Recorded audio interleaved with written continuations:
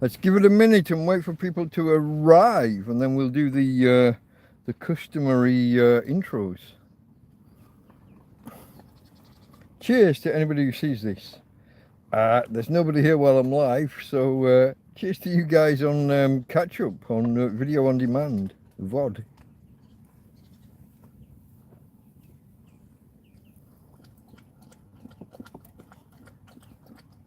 Interesting.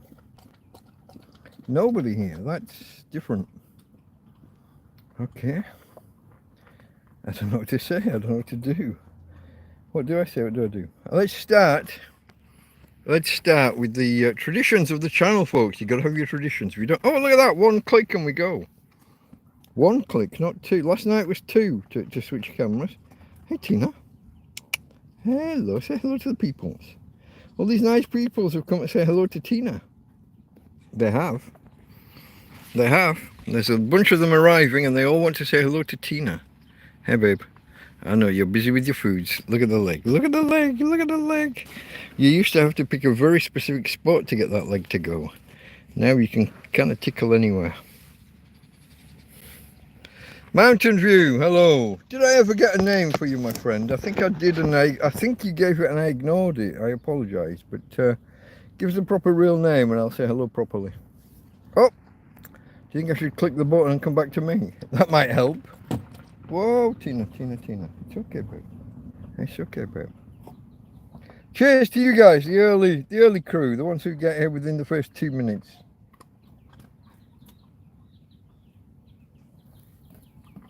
It is 5 o'clock on a Saturday afternoon. And we are a go.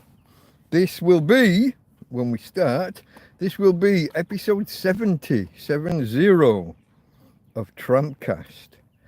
We will be covering the week ending Sunday, May the 25th, 2025. That's last Sunday, six days ago. This is the episode where we catch up after falling behind 2 or 3 weeks during the week of hell. That was a month long. I know, week of hell, but it's a month. It was a month of bad weather. Check back. It's got its own playlist and everything. It's like a real thing. I saw 7 days of bad weather in the weather forecast. I named it the week of hell because I was in the old tent with no roof, no walls. Whenever it rained, my bed got wet. All of that. I'm now in a nice new tent, so I kind of laugh looking back. But we fell behind. The weather was so bad I couldn't do a couple of the TrampCasts. This is where we catch up. Tomorrow we will do a TrampCast about the week we've just had. And that's how it should be. Right now, we're talking about the 7 days before. We're talking about the 7 days up to and ending last Sunday, May the 25th. That's where we're at, folks. That's where we're at. I am Delta Mike. This is Down and Out in Torrevieja. That's the name of the channel. Delta Mike, Down and Out in Torrevieja. Delta Mike, that's me. Down and out. Homeless. A tramp. A hobo. A vagrant. An indigent person. A person of no fixed abode. Some would say a bum. A person who sleeps rough on the streets. In my case, in a field. The Spanish have the word vagabond. Similar, we have the same word in English, a vagabond. Slightly different usage, but there you go. This is TrampCast, where we discuss 7 days in my life as a tramp. We discuss the successes, the failures, and the other happenings in my life as a homeless guy trapped by circumstance in Spain. I'm seeing some comments coming in. Mountain View said, hello Delta Mike and Tina, hope you're well. We are indeed, my friend, we are indeed. Which Simp City said gave, which I'm assuming is a typo. Yeah, deleted, message retracted. Have, okay, it was have. Have the pigs been round? Pigs as in wild boar or Gaddy Sizzle? I've been left alone for a whole year now, I think. I'd have to look back. That's a nice reminder. Before tomorrow, I shall check on the actual dates of the last couple of visits. I did pick up a criminal record. I laugh at it because it matters not to me. I was self-employed in the UK, so if I get back there and I start a new business, a shitty, silly, like public order offence or whatever fucking crap, I don't even know what I was charged with. I was never in a courtroom. I don't know what I was charged with. I don't know what was happening. It was never explained to me. That's the system here. I was never asked, do you plead guilty or not guilty? I was never asked. Somehow I picked up a €450 fine. I don't give a flying fuck. Eduardo, I'm coming for you one of these days, my friend. Eduardo's the mayor. Me and Eduardo don't get along. He pressured a friend of mine into giving my location on the basis of helping me. And all that happened was I picked up a criminal record because they sent the popo.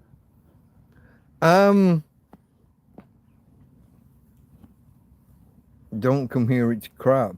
Don't come where? What, back to the UK? You're in the UK, which simp city? Where are you? Talk to me. Is there a proper name rather than the handle? Is there a name you're happy to share, or would you prefer to stay pseudo-anonymous? I'm happy either way, my friend, but it's nice if I can call someone, you know, Fred or John, or you're in England, okay. Is there a name though? Is there a name? Give us a name. Can I call you Fred or John or Dave, or who are you? Okay, folks, let me just I got a couple of more lines of my intro to get through. We did the This is TrampCast, where we look at the successes, the failures, the other happenings. We did that line. The format of the show, this is TrampCast. This is TrampCast proper.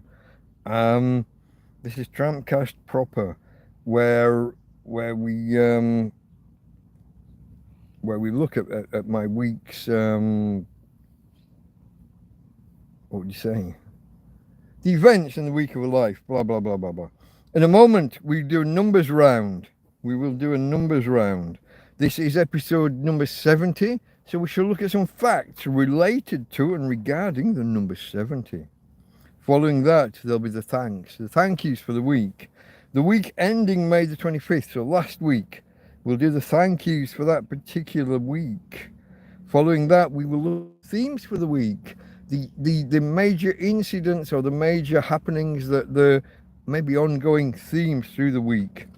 Then, this is where I lose you, because it gets a bit long and boring for some of you. We will look at the events of the week. We will go day by day through my life. I know. I should do a more condensed version. I'm looking into it. But then we'll consider what's upcoming, what things I thought were upcoming at the time. Which simp city keeps deleting messages for some reason? I'm not sure what's going on there, my friend. For anybody who's here live, if you're here now, bottom left corner, you're looking for a red dot and the word live. If you joined within the next hour or so, you might find yourself at the beginning of the show, following an hour behind, and your comments will come in. You will see the chat that's live, but the video from an hour ago or 2 hours ago, however we're going. And when I see your chat, it'll be out of context. I won't know what you'll be responding to something that happened 2 hours ago, and I won't quite get it. So you want to click on the word live. You can always go back afterwards and watch the stream again with chat replay. If you are watching, not live, but say the day after or 2 days later, chat replay, live chat replay is great, but you want to select all messages, not just leave it. The default is something called top messages, and they will filter out certain messages, and I'll be talking to people. You won't know what I'm answering. It'll all be a little bit confusing. Let's avoid that if we can. Okay, folks, thumbs up if you can. If you're, you know, I mean, if you're not too offended by anything I've said so far, thumbs up. Don't subscribe unless you've already seen 2, 3, maybe 4 of my videos. If you've seen enough that you're convinced you might want to watch more, then hit subscribe. If you're new here, hold off. Don't do it. Don't hit subscribe and then never watch any of my videos ever again. That harms the channel, actually. But if you think that I'm entertaining enough, or that there's enough of a story, I don't know whether entertaining is the right word, but if there's enough of a story here, if there's something you want to see in future, you want to see how this works out, how many times I get arrested or beaten up by police or whatever, you want to know how the story ends, subscribe. Share if you dare. I challenge you. How many of you dare? Hit the share button and go and put this out on Twitter, on Facebook, on I don't know where else. I can't name any other. I don't know social media. I don't really do. I'm not a very sociable person. I know. You think I'm happy and gregarious and I'm a fun, lively kind of guy. How wrong you are. I need what's called a social lubricant. Cheers.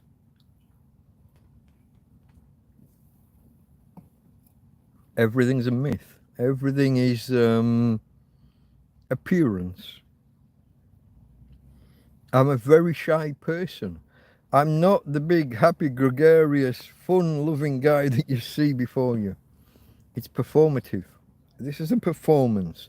I'm online, I'm putting on a brave face, I'm looking jolly and happy. Life isn't always jolly and happy. On the whole, I'm quite happy. As long as I get to cuddle my girl every morning. I'd rather she wasn't physically deteriorating in front of my eyes. I discussed in a live stream last night, I was looking at dogs and wheels online. And they're a lot cheaper than I thought they were. I had it in my head that they were somewhere between 500 and 1,000 pounds or euros or dollars, whatever. They're all the same. There's hardly any difference between those major currencies anymore. I had it in mind it was going to be expensive to get her a set of wheels for her back end. And I was looking at whether I could wangle something together myself, and I'm not the most practical person, so that wouldn't have worked. But it looks like somewhere between 100 and 150 euros I could get something that is appropriate for her size, for what's wrong with her, and for what she needs. And I've got,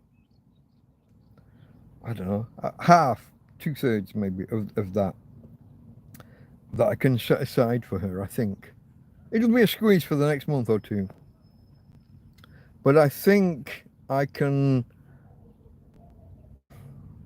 Tina's this. Look. I make no bones about this, folks. Hey, Tina. Hey, babe. Turn around and talk to the peoples for me. Come on, Tina. If you can be nice to the peoples might be nice to you. Can you see her legs? Look. And do you see? I got this belt around her back end. She can't walk. When she needs to go anywhere, I have to lift her up and move her around. It's on me. This tickle here, do you see that leg moving? It used to be you had to find one very, very specific spot underneath. Now you can kind of tickle her almost anywhere and get that reaction, which is a measure that the nerve signals are leaking out and being picked up elsewhere. There's something wrong, probably with the, I think it's called a myelin sheath around the nerves. Signals that should be being contained and channeled in a direction are leaking out and being picked up elsewhere. Hello, Karen. I'm just telling everyone that last night I was looking at what are called doggy wheelchairs, or dog wheelchairs, doggy wheels. Yeah, like I said, folks, as things stand, with the donations I've had recently, and you guys have been very generous. How old is she? She's about 9. Well, she is 9. Maybe 9 and a bit. She shouldn't be where she is deterioration-wise at this age. She should, for the kind of dog she is, she's a mixture, not mescla. She's a mixture, but she should have 12, 13, maybe 14 years in her.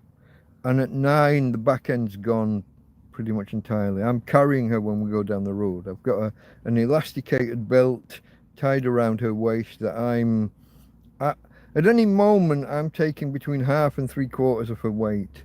That's when she's at her best. Sometimes I'm taking it all, and it's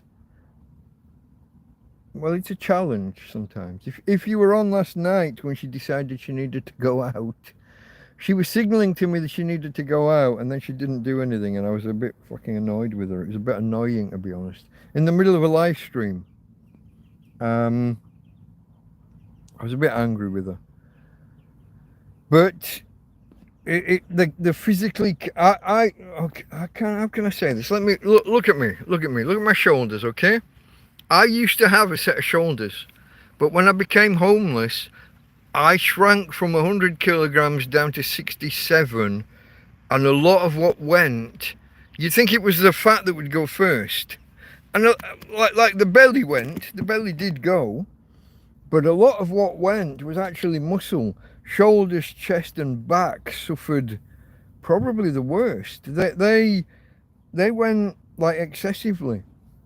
I used to be a lot bigger on the arms and shoulders, and I was a boxer, and losing back, shoulders and arms, how would you say, impacts me, makes me feel lesser. I knew I had a lot of power in my arms, my back, because my back and my shoulders, and I now feel lesser. I feel less of a man. Am I okay to say that? Can we say that nowadays? Is that? I got no idea. I could be crossing all sorts of boundaries there. I don't know, folks. I might be saying things that are wrong. You need more protein. Yeah, I don't eat enough meat. It has to be said. Thank you, Karen, for the mince the other week. The minced beef. But yeah, tins of fish. Tins of fish is my main protein. Lentils and chickpeas. Yeah, eggs have got some protein, but not enough. I don't eat enough protein. I could do with a month or two on a like a carnivore diet. I am. So tomorrow's June the 1st. June, I am going to declare Arms Month, not Arms Day. I can't go. It's not like I can go for a long walk or a run. I've got a dog who won't go anywhere. Can't go anywhere. Legs are not really good. I could do star jumps or bunny hops or something, but I'm going to concentrate on arms. Here's the thing. So from not being able to do, I haven't tried, but I would guess I would not be able to do 10 press-ups at the minute if I tried. Maybe I'll record that tomorrow. I'll maybe try and see how many I can do. With my feet up on the, hold on. Oh, I cooked it twice, look at that. And again, you see the sunbed out there, the lounger. It's got a metal frame. If I put my feet up on that frame and try and do somewhere between 5 and 10 press-ups, we'll see how I go. I would predict in my current shape I couldn't do 10. By the end of the month, I want to do 50 or 60. 50, I'll set a low bar for the low. I want to do 50 by the end of the month. So feet up on the recliner, up on the sunbed, and to be, I'm not. It's not pushed from the off. I'll do a benchmark. I'll record how many I can do, but the main exercise is just going to be holding myself up like a plank, or down in the plank with your arms bent. There's is it half plank and full plank? I'm not sure what they're called. But to begin with, we'll do some of that, and then we'll start press-ups, push-ups, whatever you want to call them. And my aim is at the end of the month maybe to do 50. It's gonna be Arms Month, because I see, since I've put this vest on, this no sleeve t-shirt, sleeveless t-shirt, I don't like the look. I used to be really proud of my shoulders. My shoulders were like my best feature. I know. You got a face like this, your shoulders or knees or so, something is going to be your main feature because it can't be this. My shoulders used to be my best feature.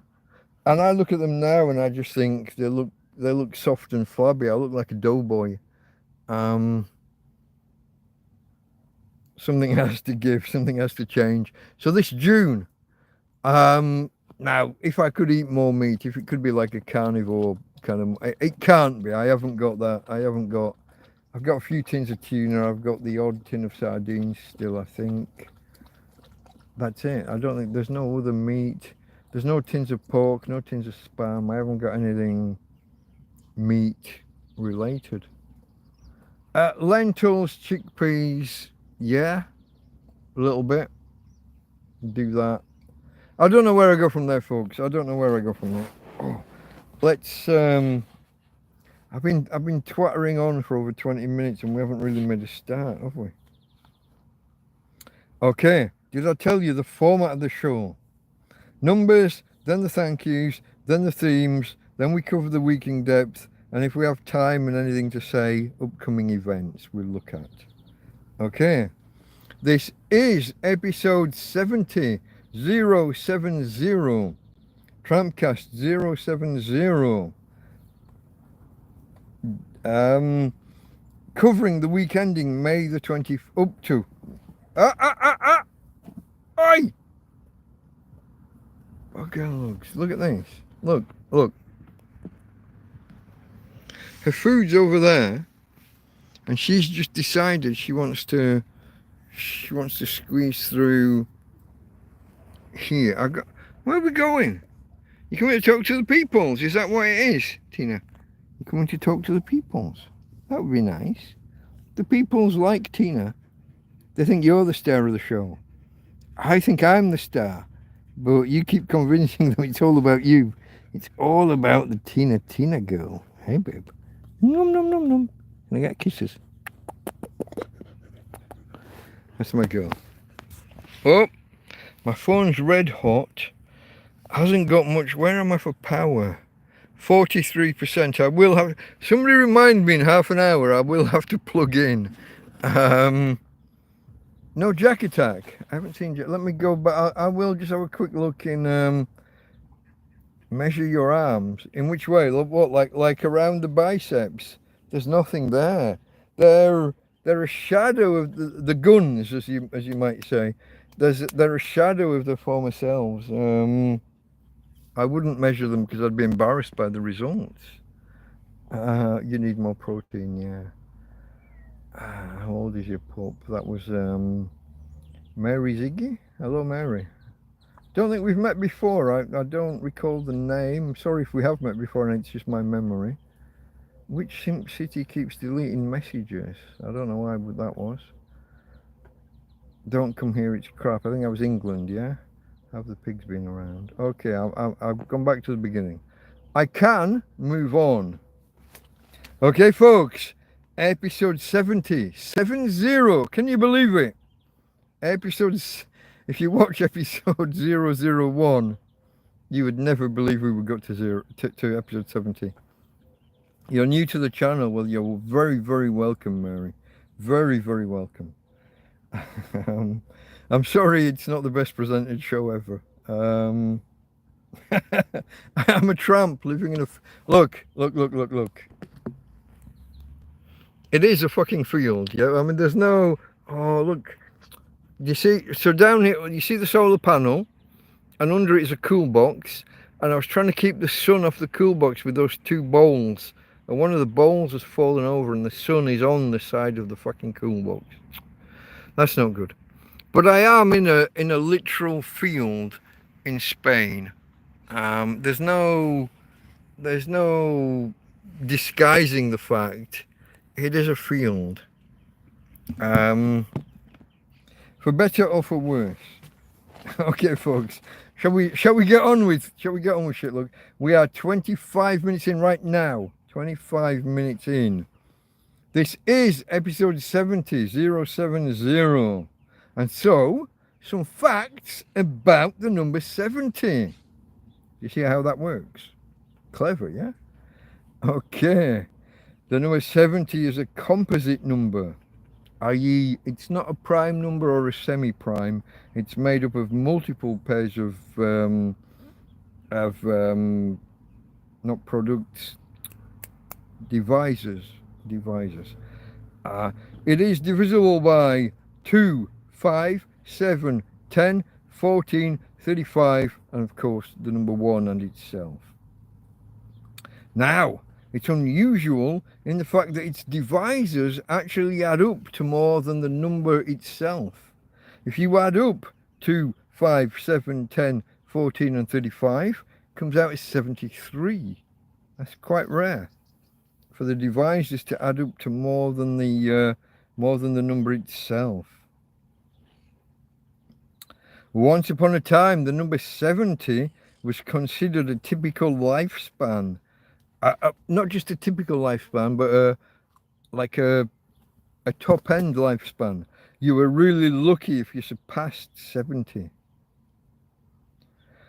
In Jewish tradition, the number 70 nations descended from,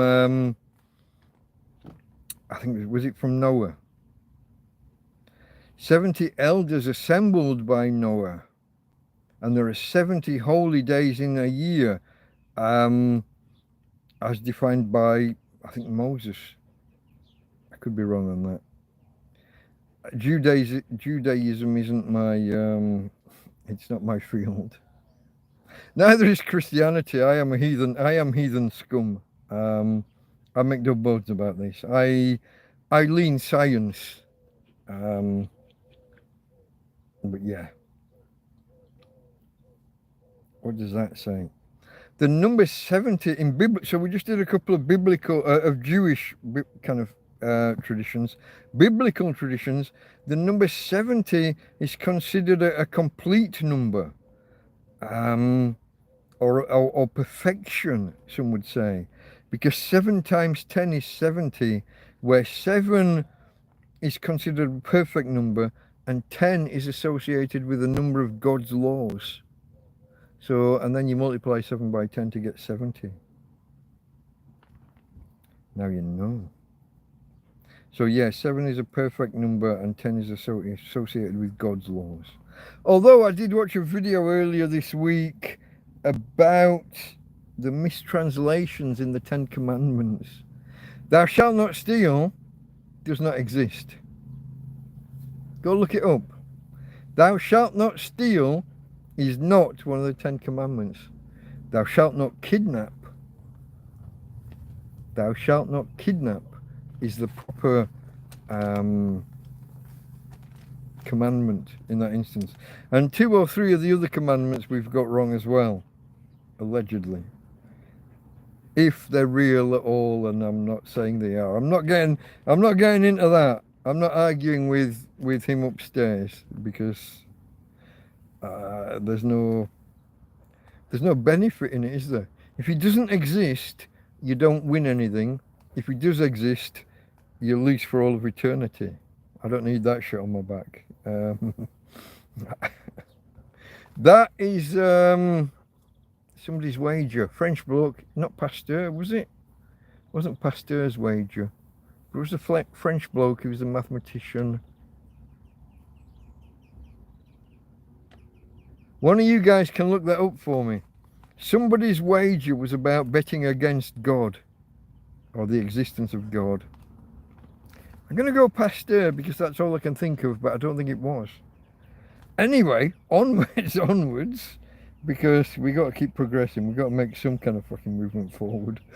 Okay, in 70 AD, despite 70 being a perfect number and 7 times 10 and 70 AD, Jerusalem was destroyed. Oops, that's awkward. In Western society, derived from the Latin languages, the Romance languages, the number 70 doesn't exist. I know. You're saying that it has to. You got to be able to count from 60 to 80, yeah? So 70 something. French, 60 10, 60 11, 60 12, up till you get to 60 19. And then you get to, even 80 is just 420s, isn't it? I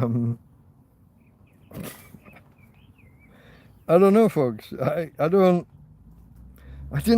I'm telling you this stuff. It's not my fault. Don't shoot the fucking messenger. It's not my fault. 60 10 and 60 11 are a thing. It's French and other languages. But some other languages, some other countries that use French have what would you say? They've invented better words for like for 70 onwards. Instead of 60 10, 60 12, 60 15. I think I read Belgium and Switzerland and a couple of other countries that use French.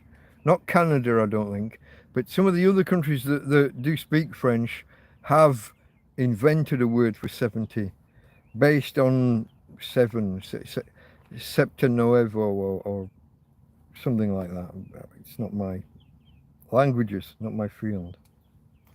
In Spanish, you have 60 for 60 and 70 for 70. And I think that some of these other countries followed a similar pattern for 70 in Belgium and I think Switzerland. Onwards, folks, onwards. I've got to keep moving. Let's get this stuff done. So 70 miles per hour. That's a maximum speed on a UK road, specifically motorways. 70 miles per hour. We still use, a lot of people don't understand, we still use miles per hour in the UK. Road signs are in miles per hour.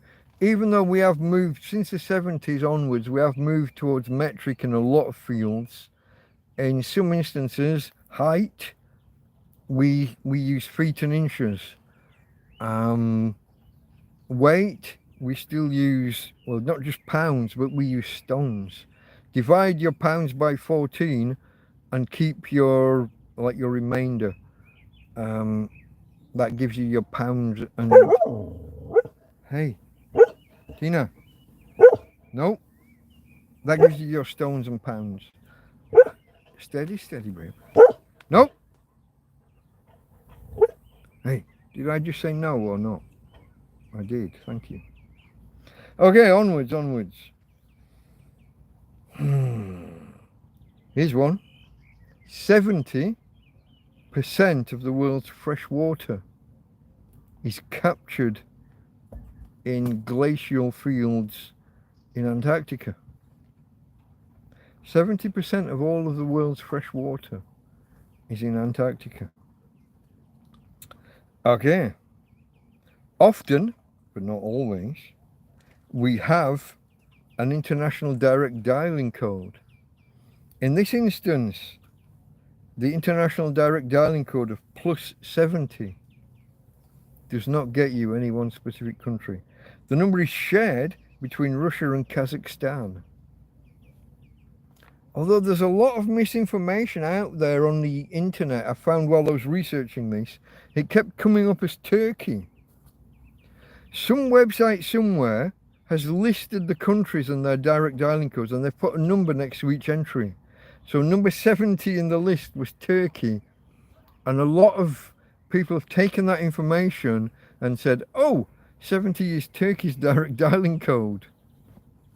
No, it's not. And I'm wagging the finger.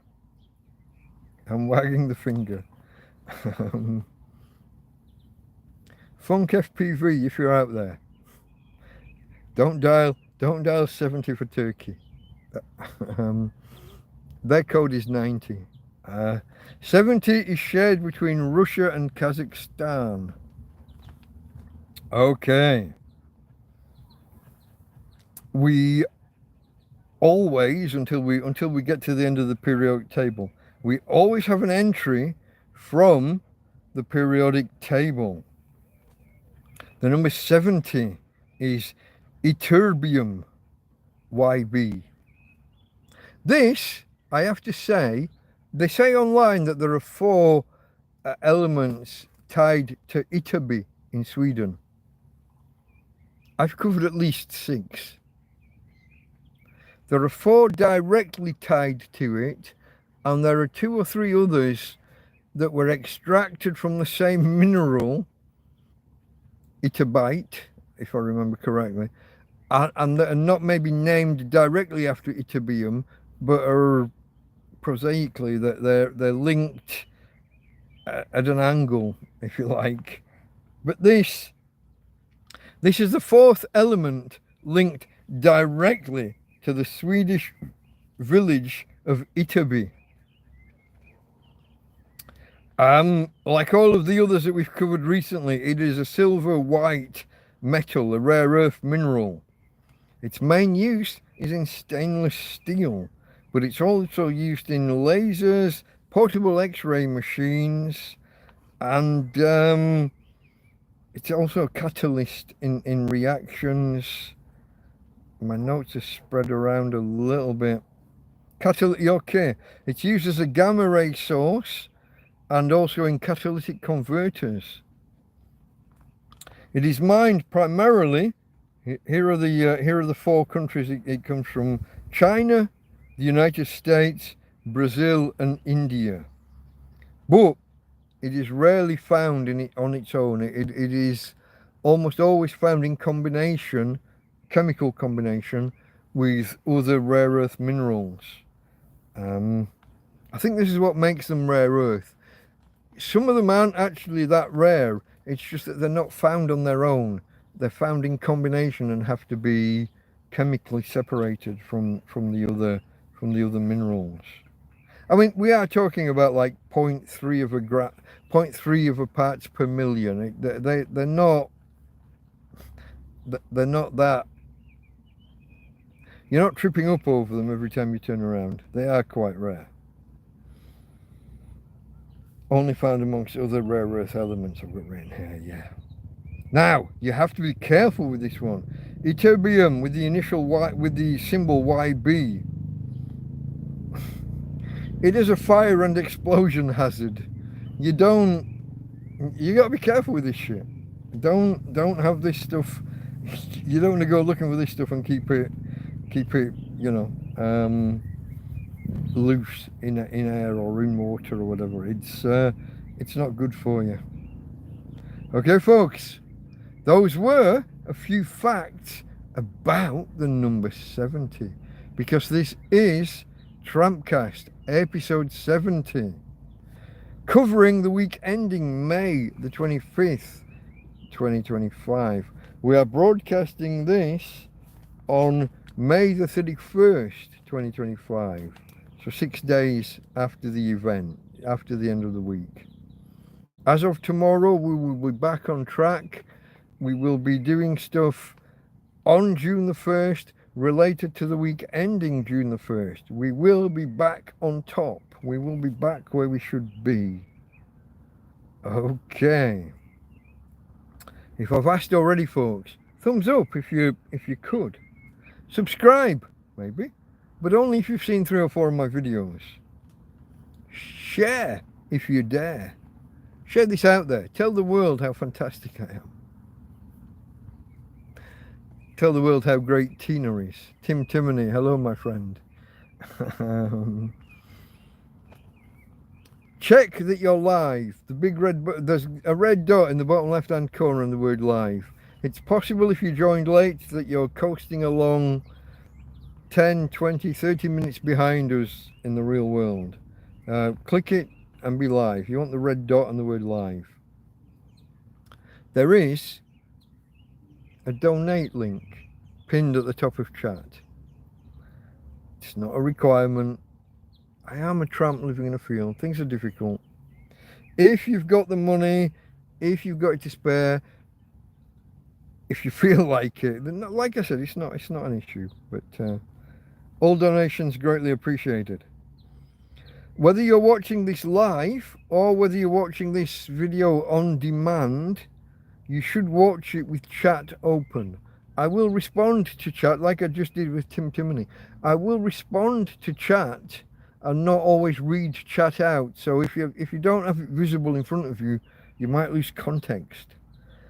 Whether you're here now or whether you're watching on demand after, chat or chat replay, and you want all messages, not top message. Top messages will filter some things out.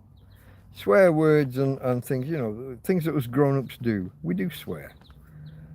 Most of us. The ones of us that have an access to a vocabulary tend to expand the vocabulary by incorporating swear words. Okay, people, on to the thank yous. This is for the week ending May the 25th, so the week ending Sunday just gone, last Sunday, May the 25th. Thank yous for the week include PayPal donations from Sven B, my friend Sven, who is a drummer in a band, he moved out here to Torrevieja, I think the back end of last year. Seems to be doing okay for himself, enjoying himself playing in bands in local bars. That ain't cheap, Sven. Thank you, my friend. I did a live stream and we got 4 donations in the one live stream. They were from Frank N. Thank you, Frank. Susan J.M. If you don't mind, Susan, I will, if you see this, I'm going to contact you this week and have a chat. We need to catch up. It's been a while. But that ain't cheap. That was a sizable donation, and I do thank you. Susan is the lady, if you remember, folks, who bought me a couple of deliveries from Mercadona. But they've increased the minimum order to a point that's like unsustainable.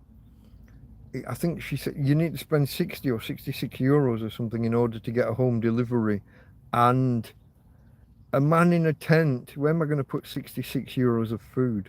It's going to be going bad before I get to it, and it's a lot to put on someone as a donation to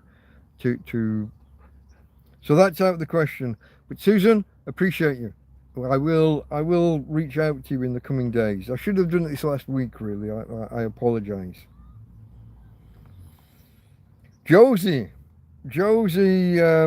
donated 10. Josie's the lady who, on the day that I was taking the old tent down and put the new one up, she didn't know it, but she came that morning and brought a big bag of dog food, 2 or 3 bags of food for me, and then about a week later donated 50 euros. Josie made a donation, she labelled it as like pocket money, a little bit extra, just keep me ticking over. Thank you, Josie and Peter. And then we have my friend Thomas Eriksson here in the chat. Thank you, Thomas. That ain't cheap. I don't know quite how you ended up at that amount. I'm assuming it's a krona to euros. I was going to say translation. That's not the right word, is it? What is the right word? Conversion. Yeah. Okay. In the real world, in this particular week, my friend Anthony surprised me massively with a visit to the tramp camp. You'll hear why when we go through the week. Anthony turned up. I didn't even know he was in the country. Turned up here with a lamb dinner, a lamb shank. It was just lamb shoulder, I believe, and some cooked vegetables and gravy. And my friend Mark, who's still here. Mark, if you watched the stream was it last night? Or was it the one a few days ago? Mark was drawing pictures on the beach, and he has to be quick with his art in the sand before the next wave comes and wipes it all away.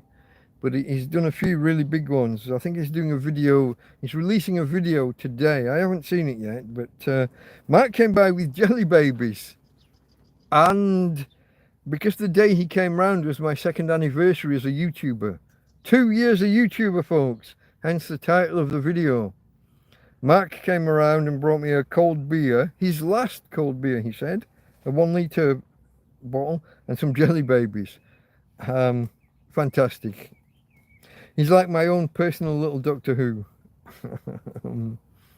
Jelly babies. So yeah, thank you all. Thank you. That's Sven B, Anthony, Mark, Frank N, Susan JM, Jose S, and Thomas there in usually in chat. I don't know if he's here right now, but my friend Thomas is for the donations. Thank you, thank you, thank you, everybody. Let me just scroll back. I'm watching you on the TV. Wow, I'm a TV star now.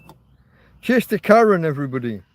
I think this is a rarity. I've just done the thank you section without mentioning Karen.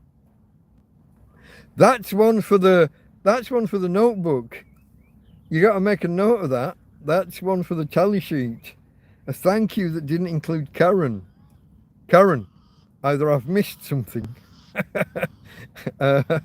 Entirely possible, but that's a rarity, isn't it? That Karen's not in the. It's a rarity that Karen and family aren't in the thank yous.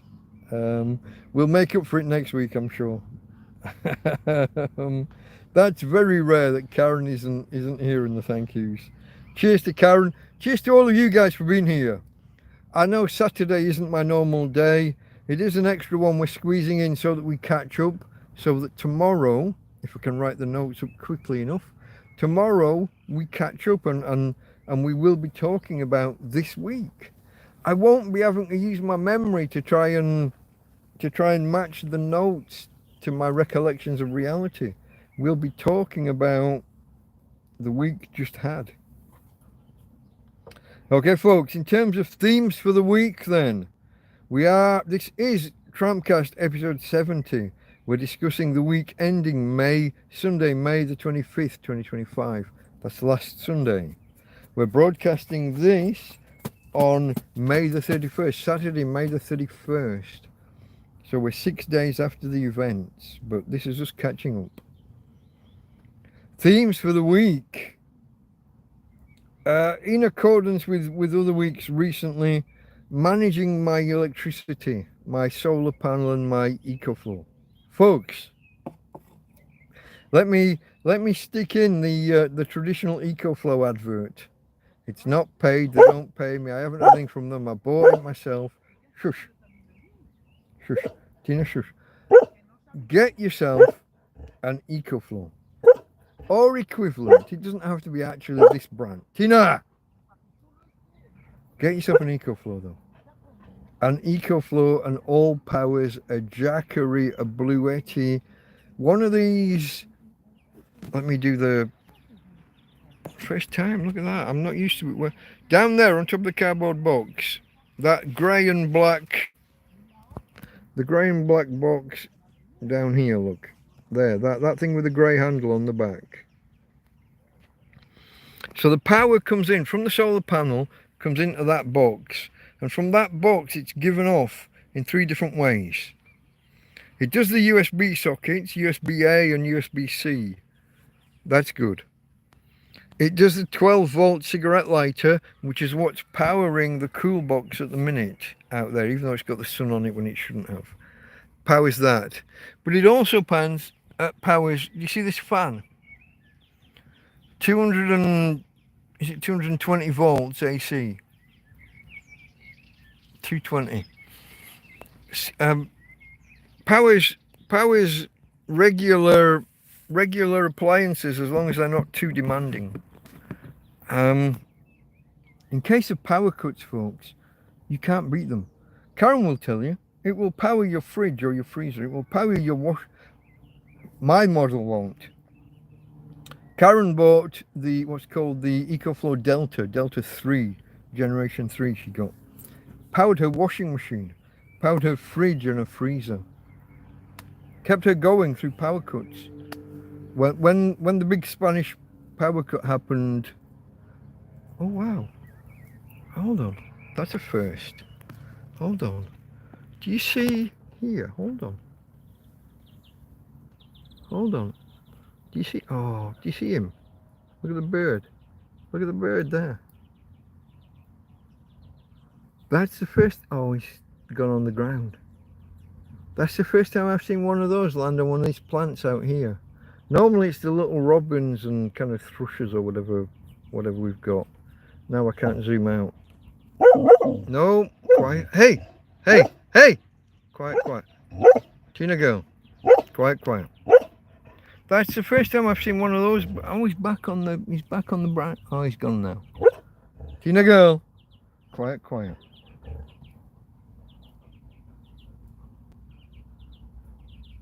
Delta 3 Plus. Oh yeah, obviously. Karen's never going to buy bottom of the range. She's always going to go the next level up. You got these different products, the EcoFlow River and the Delta and the Delta 3. She's not going to buy the bottom of the bar Delta 3 Plus. She has to go up a bit. Cheers, Karen.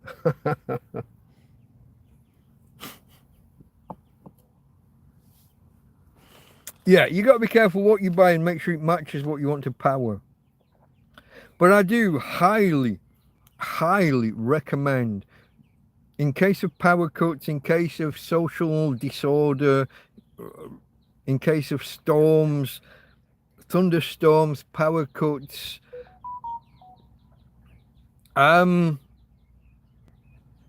get yourself, I say EcoFlow are clearly the market leader in terms of the technology, the product.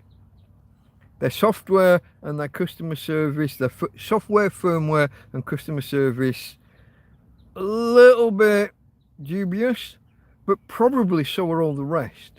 I mean, where do you draw the, you know, how do you say?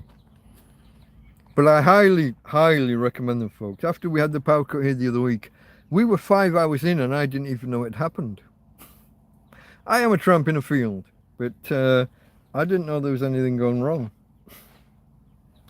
Okay, so themes for the week. Let's go back. This is where we're supposed to be. Managing power and the cool box not working. I've pumped a lot of power into that cool box from my solar panel and from the EcoFlow, and it's just not working for me. I can wrap, let's say 2 litre pop bottles or 2 litre water bottles. I can wrap them in a wet towel, put them in the shade on top of a metal rack so they're off the ground, so air's getting all around and evaporation can be happening. The water evaporates from the wet towel. It's giving me better cooling than that cool box is giving me. It's my fault. I left some food in there over winter and we got an infestation. I've cleaned out one side of things, well 2. I cleaned out inside the box, I cleaned out the mechanism on the underside of the lid which was inside a cover, but there's more mechanism in the other part of the lid, actually inside the lid, that I can't see how to get to. Yeah, look, you see, that's Karen. Powered her washing machine, fridge, freezer, TV, charged 3 phones all at the same time. Look at that. I can't do a better testimonial than that. EcoFlow. I'm a fucking tramp living in a field, mate. Come on. Send me some gizmotrons. I'll be the next hobo tech. Send me some gizmotrons to review. Come on, you know you want to. There's no better. I'm not like going off camping for overnight. I'm not playing at it and pretending. I live this fucking life. EcoFlow, you want your products testing real world? I'm here, mate. I'm here. Real world, in a fucking field, in a foreign country where I don't speak the language. What more do you want as a real world test?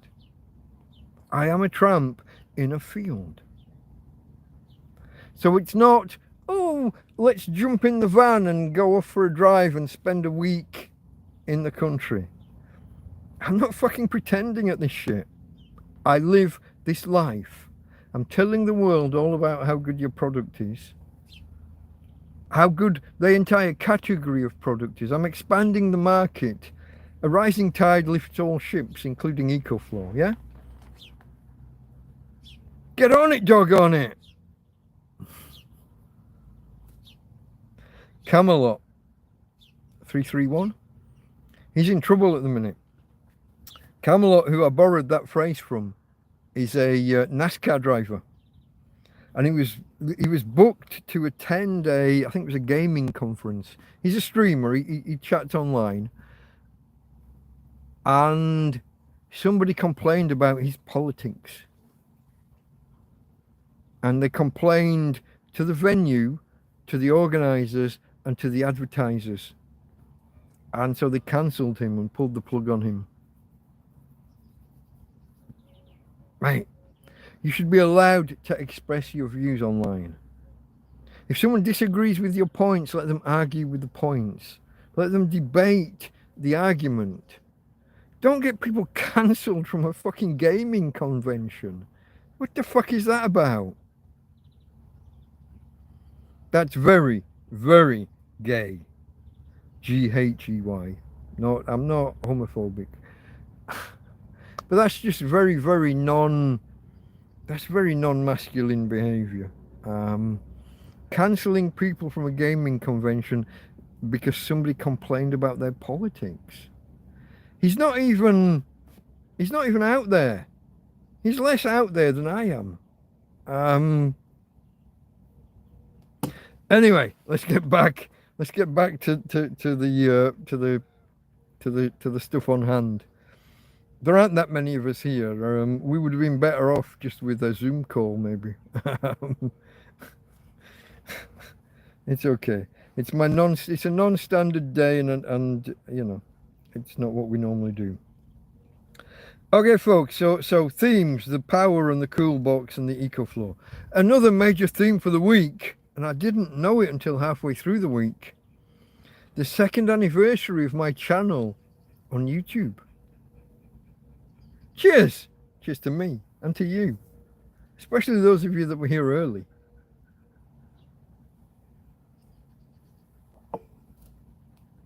Here's what happened. I was looking back for videos to promote, and I looked back to 1 year ago, and there was a video there with the police on site, and they pissed me off, and I did a rant about them. But I mentioned in that rant that 1 year earlier I'd done my first video. And so that told me that 2 years earlier, cheers Tim Timony, Karen just needs a solar panel. Yeah, but here's the thing.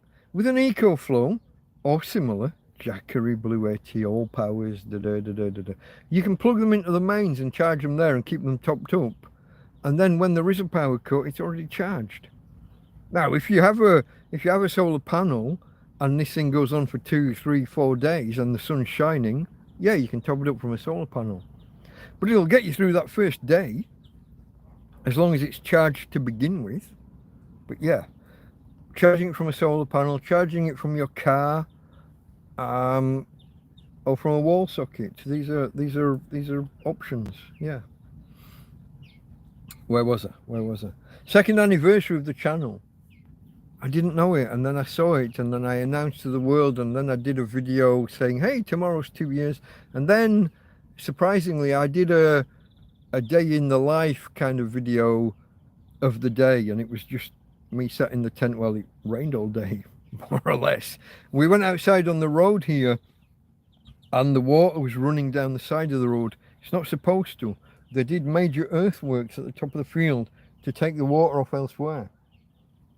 That's a danger sign to me that the water's running there like that, because it could just as easily have been running through the fields like that. When you look out here and you think you're seeing a path, you're not, you're seeing a dry riverbed. That stream could just as easily have been here. And if they don't do something to dig out and scoop out that trench that they built, if they don't maintain it and do a bit of work every 2 or 3 years just to maintain it, it'll break, it'll go bad, it'll go wrong.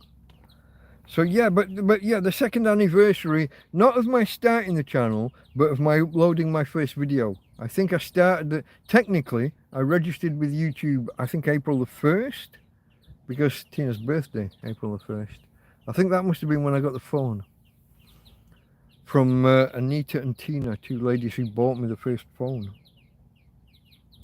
Before I broke it and Karen got me this phone. Thank you, Karen. There's always a thank you, Karen. There's always a thank you, Karen. But it was the second anniversary of the channel, of my uploading my first video back when, and I tell you all this about how the first 7 to 10 days of the channel was solid thunderstorms, supposed to be solid thunderstorms, and I had a plastic sheet balanced over 6 broom handles, folks. There's no tent. It was a plastic sheet over 6 broom handles. And it doesn't matter how much I tell you this, you won't go and fucking watch. That video has had 300 or 400 views. I've got 1,300 subscribers, and I've been telling everybody for 2 years, go watch my first video. Go watch my first video. Go watch the first and second and third video I ever made. Because that night, during the thunderstorm, the plastic sheet, it used to be I pulled it real tight, but it had become so fragile. Technically frangible is a good word for when plastic becomes brittle and breaks in your hand.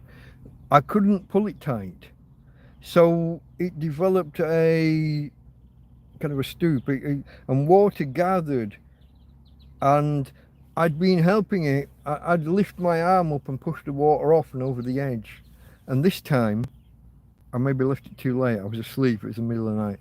I lifted up, not with my hand, but with my entire forearm. And my entire forearm just went through the roof and all the fucking water came in. Not good. Not good. In the middle of a thunderstorm, 5 o'clock in the morning. You got a hole in the roof and all the water on your entire roof is being channeled to this one spot and dropping down. Fortunately, mainly to the side of the bed. It cut the edge, but I had a tarpaulin over the bed. But still not good. And you watch this. So I made the first video and released it, and then that happened. And the second video is a big fuck off hole as big as my forearm. A big rectangle, a slightly jagged rectangle in the roof of the tent that needed patching before the next lot of rain came, because 10 days of thunder and lightning. That was the beginning of this channel 2 years ago.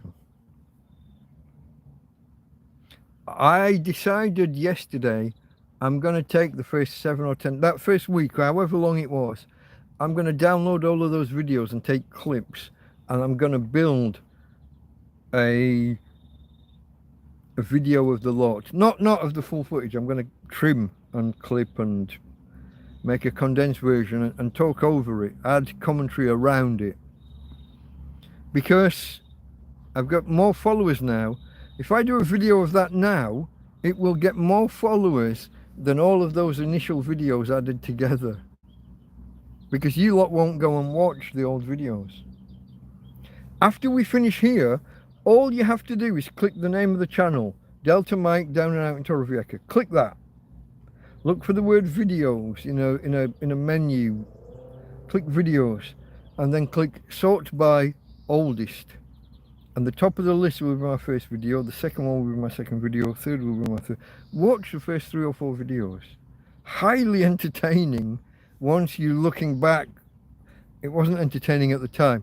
They're a little bit quiet. I didn't know how to boost the volume in the software initially. The software got better over time. The phone was a little bit quiet on the microphone. Could do with a boost, so I can take care of that. If I make a video now, I can take clips of that and boost the volume and release it.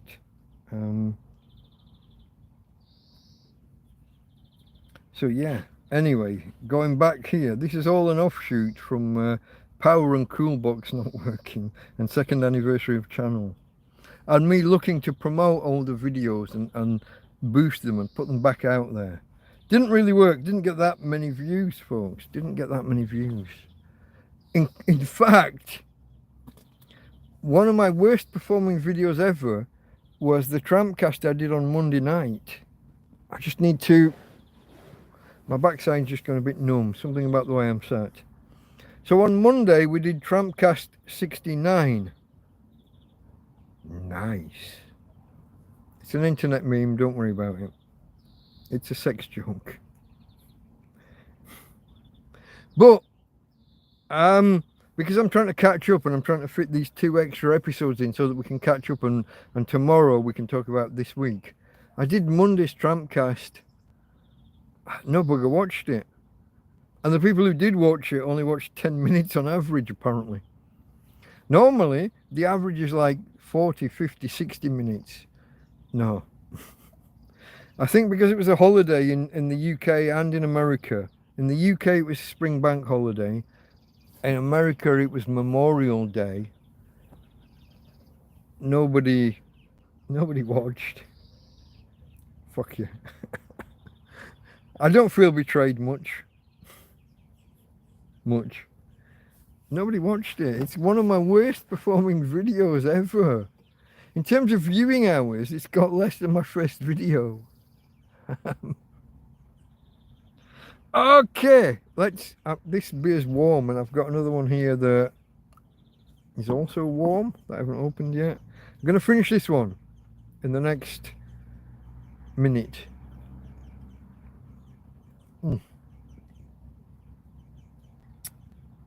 Warm beer.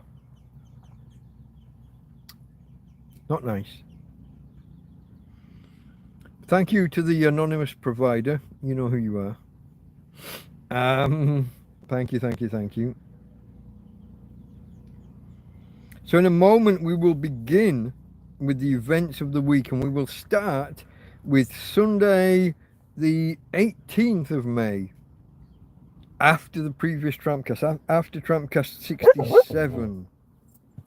But that's in a moment. First, I need to keep my dog calm and finish my beer and open the next one.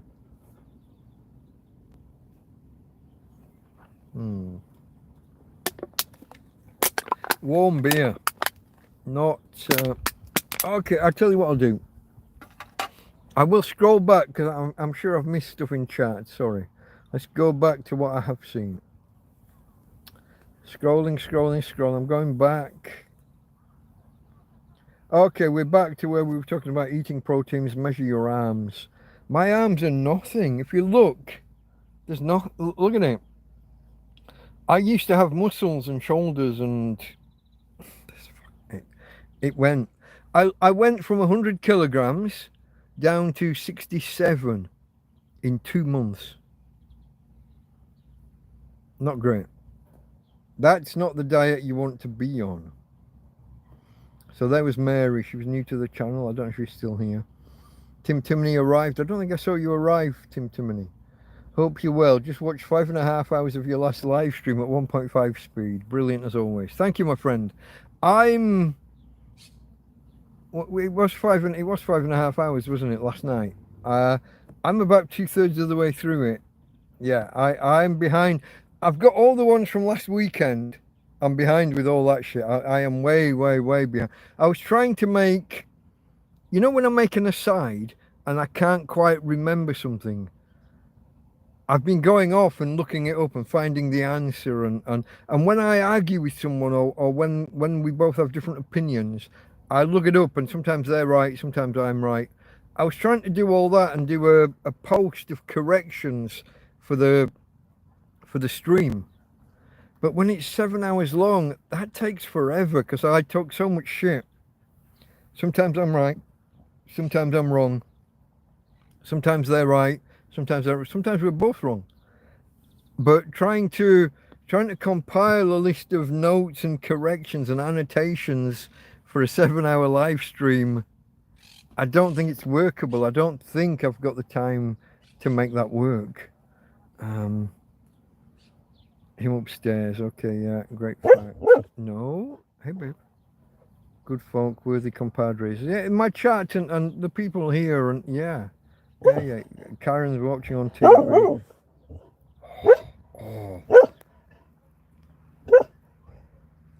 Oh, I pressed the button. Tina! Oi! Calmate, amiga mia. Tranquilo. Calmate. Basta. Suficiente. No hay problema para ti. No hay problema.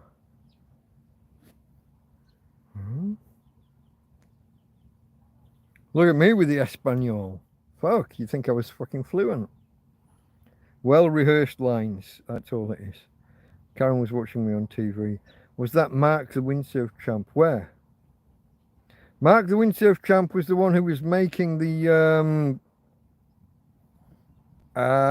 pictures on the beach. I don't think he's been in chat today.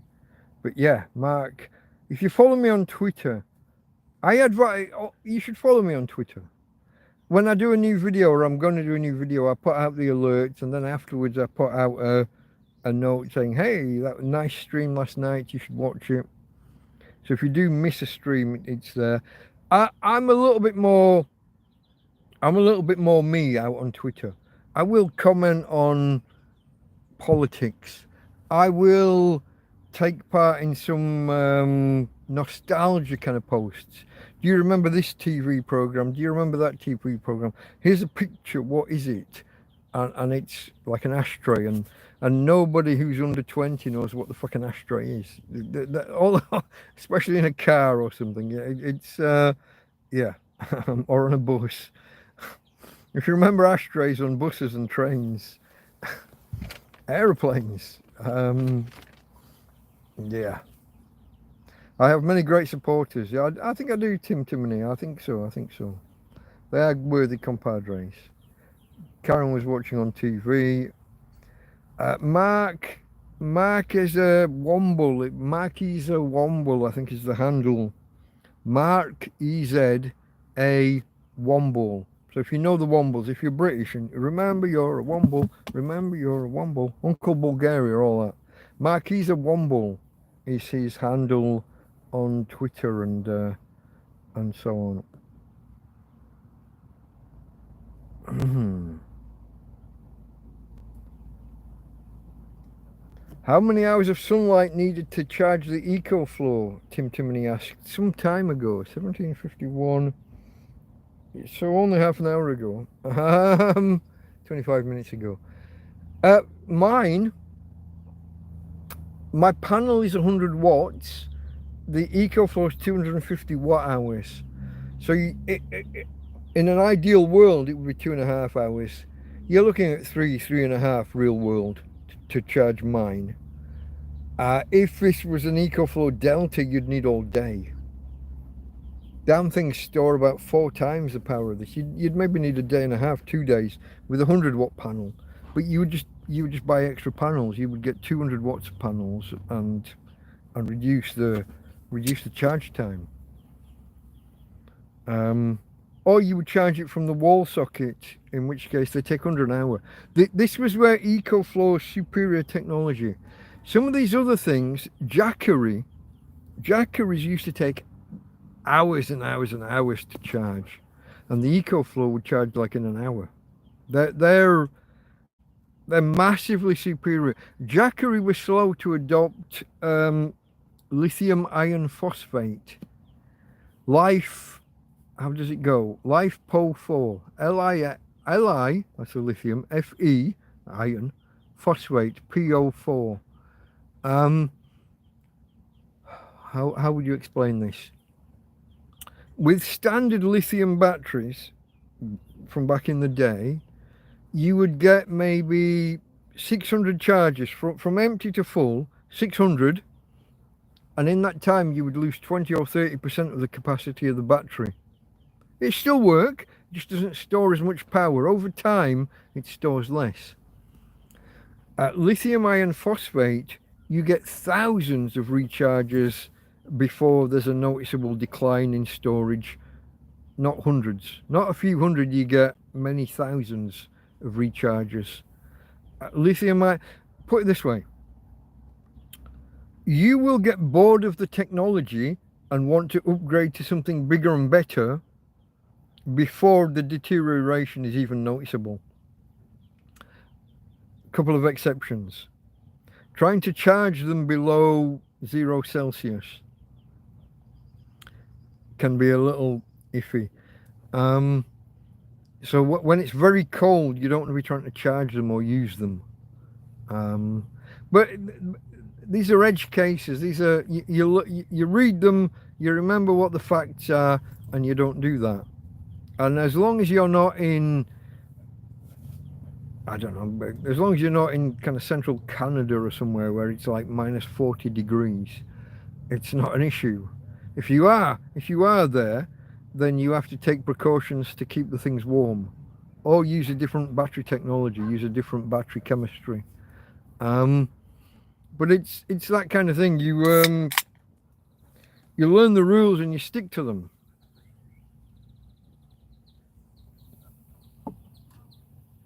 Let me move forward. Karen's saying she didn't buy the top model. I know, you just didn't buy the bottom model. You went somewhere in the middle. She says, buy EcoFlow, you won't be disappointed. It powered the washing machine, the fridge freezer, TV, and charged 3 phones all at the same time. They are fantastic pieces of kit. If I told you in the 1970s that you could have a portable device that would do all of that, and that doesn't fill your house with petrol fumes or diesel fumes, you know, it's not a generator, but it will power all that. You would have looked at me like I was a fucking spaceman or something. You wouldn't have believed me. Did you salvage any materials from the man who put up the camp at 3 AM with his friends? The bloke called Frank over in the field a year or so again. I never went into his camp, no. Joby did, but I think Joby used his camp as a toilet. It was shielded from 3.5 directions, so I think Joby used that as his dump ground. Playing the long game, yeah. Mary's still here. Okay, you made some statements that made me think, why am I watching you? Okay, in a good way or a bad way? Did I go political and scare you? Maybe. It happens. Last night's stream was 7 hours. Okay, and you're 5.5 hours. Was it 7 hours really? I didn't know. EcoFlow sounds like the one to get. I think so. I think so. Whether you go for the bottom end model, the EcoFlow River, or the Delta or Delta Pro, there are other ones. They also do this fantastic fridge freezer thing, like my cool box, but with a partition and a little bit bigger with a partition, and the two sections can be set different. One can be like a deep freeze, minus, do they go minus 30 Fahrenheit? I'm not, or is it minus 30 Celsius? 0 Fahrenheit, something like that. And then the next section can be a fridge, so you can have a fridge and a freezer. And it also had an ice, the first version had an ice maker. They might have got rid of that, but yeah. UML, hello. EcoFlow sounds like the one to get. Yeah, it's a C, not an X, but yeah, I'm with you. Finally, there's a TrampCast that doesn't start at 1:20 AM. Tina, shush. Hello, UML. You're over in Bangladesh. You're what are you, like 10 hours ahead of us or something? I don't know the exact number. You're 8 hours ahead, something like that. Yeah. Tina, oi, what's going on? Here's a cuddle. Come here. Kisses and cuddles. You going to get on the bed? Go on the bed. Come on the bed. Hop up on the bed. Oh, fuck, girl. Go on the bed. No, you okay? You want your food? Sorry, folks. Dog. She's not called Death and Destruction for no reason. Okay, Mary thinks that I made her think in a good way. I was worried I'd maybe said something political that said. Last night, was it the first 2 hours? Somewhere I did get very political. If you know anything about the UK and rape gangs, I went there. And I went there full bore. And I talked to Enoch Powell and Rivers of Blood. Predicting, not advocating. YouTube, don't be fucking banning me. Predicting, not advocating. But does the Repsol garage you've mentioned ever have any bargains? I don't know, I've never been in. I've lived here 2.5 years. It's from what I gather, as shops go, it's expensive. They do bakery. They sell things. For the first year, I used to pick things they'd thrown away. I used to pick them out of the bin, and there'd be baked baguettes and coffee drinks. You know those cold, those lattes that come in a polystyrene cup that's sealed and it's got 30 days on it and what have you. I'd pick those up when they were out of date. Baguettes, cakes and donuts. Very often, me and Joby used to pick up a bag with donuts. There's videos on here.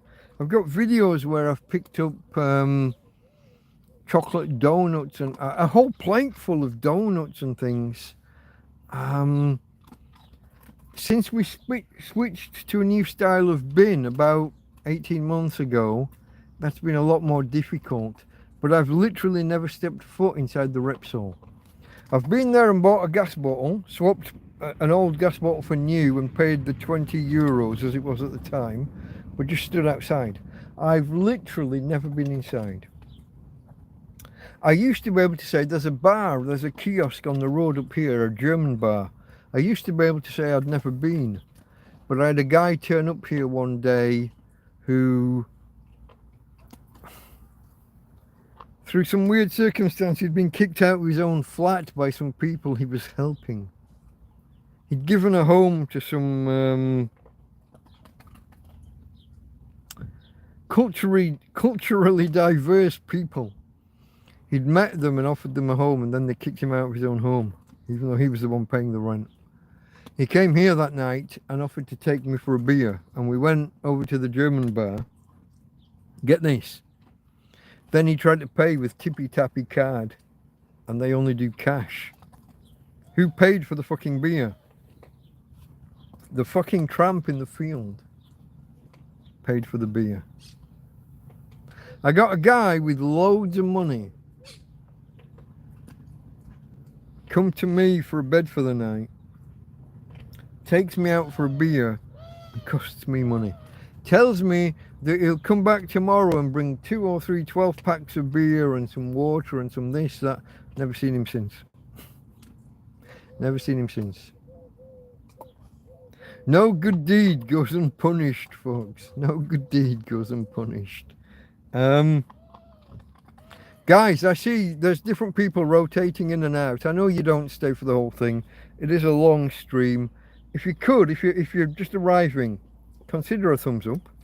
I think 25 is now my record for the number of thumbs up during a live stream.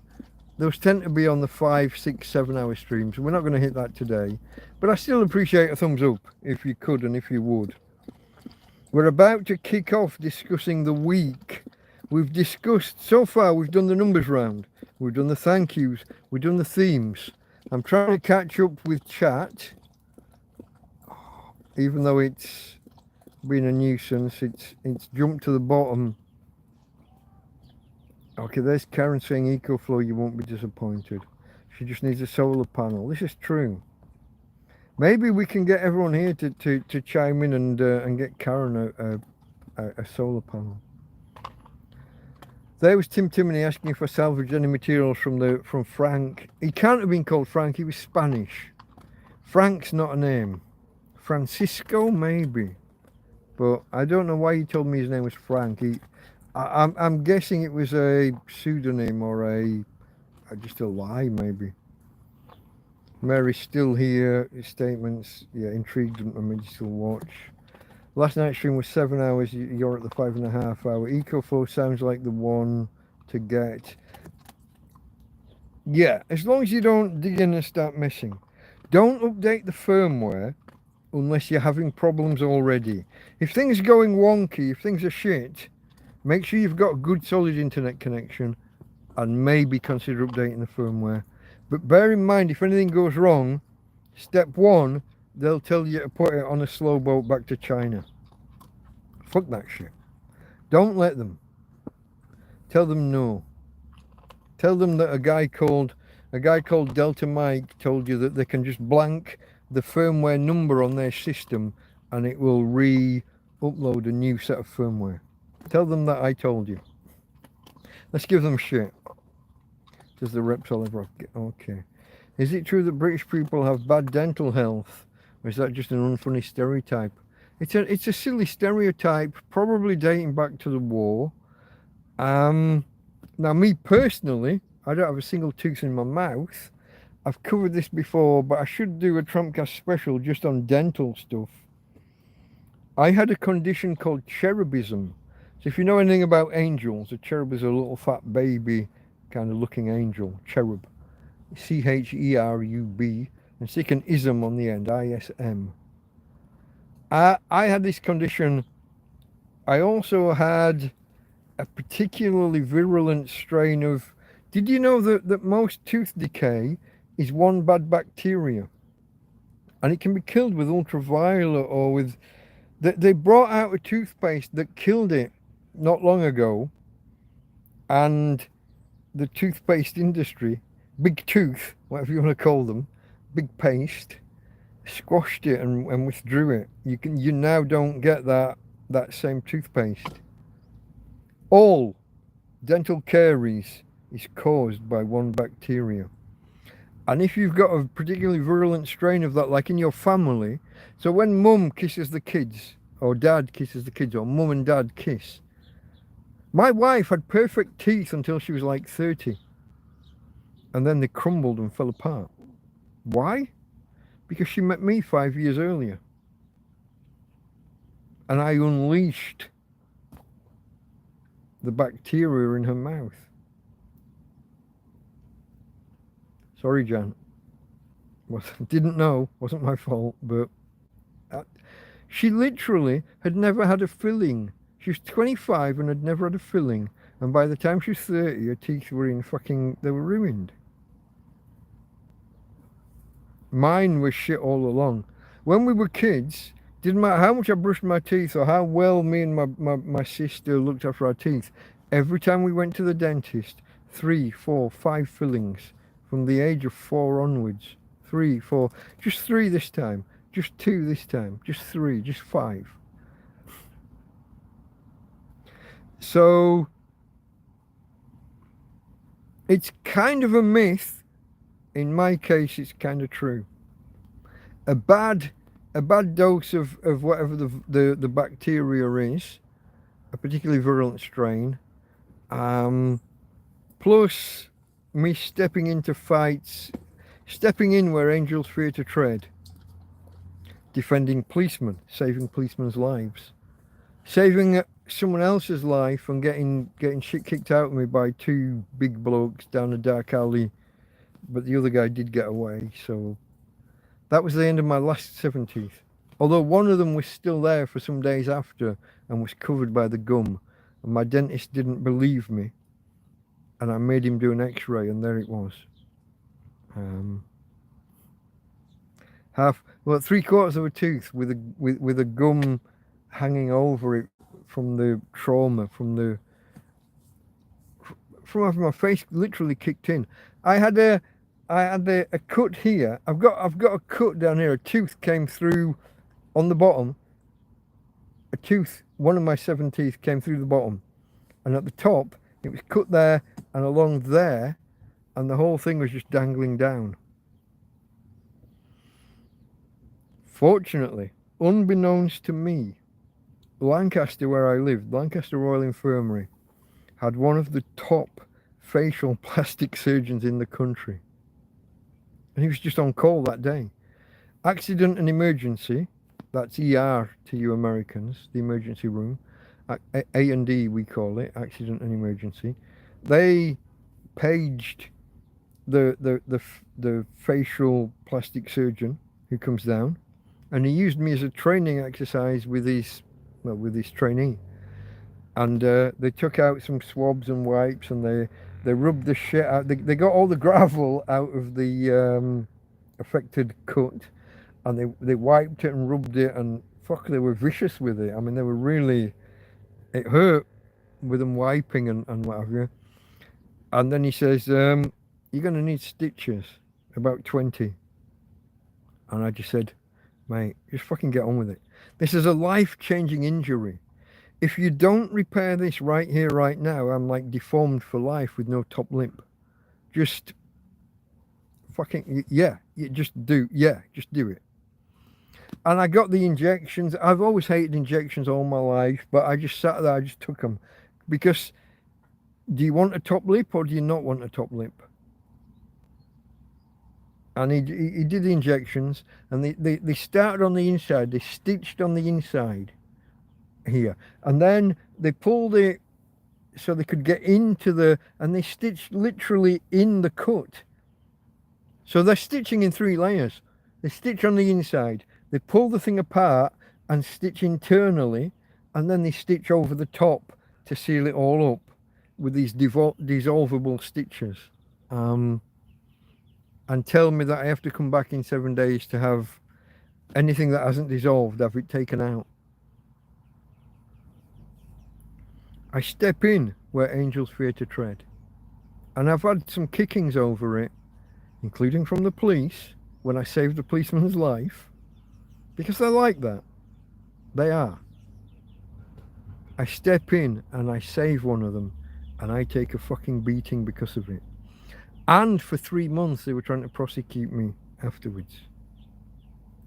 Even though the guy that I've supposedly put in hospital walked up to me, shook my hand, thanked me, right in front of everybody.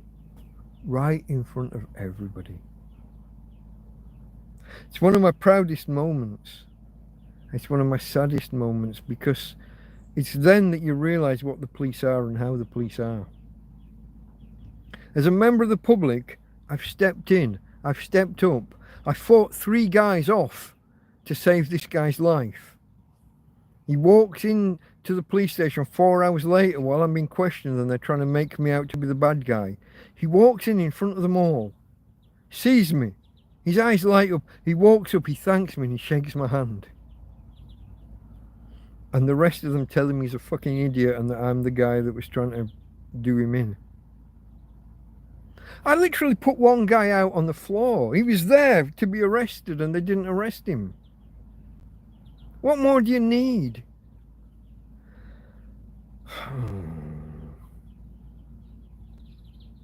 Tangents, folks. Tangents from tangents. I'm sorry. We were talking about teeth and how I got my teeth kicked in and how, and British dental care and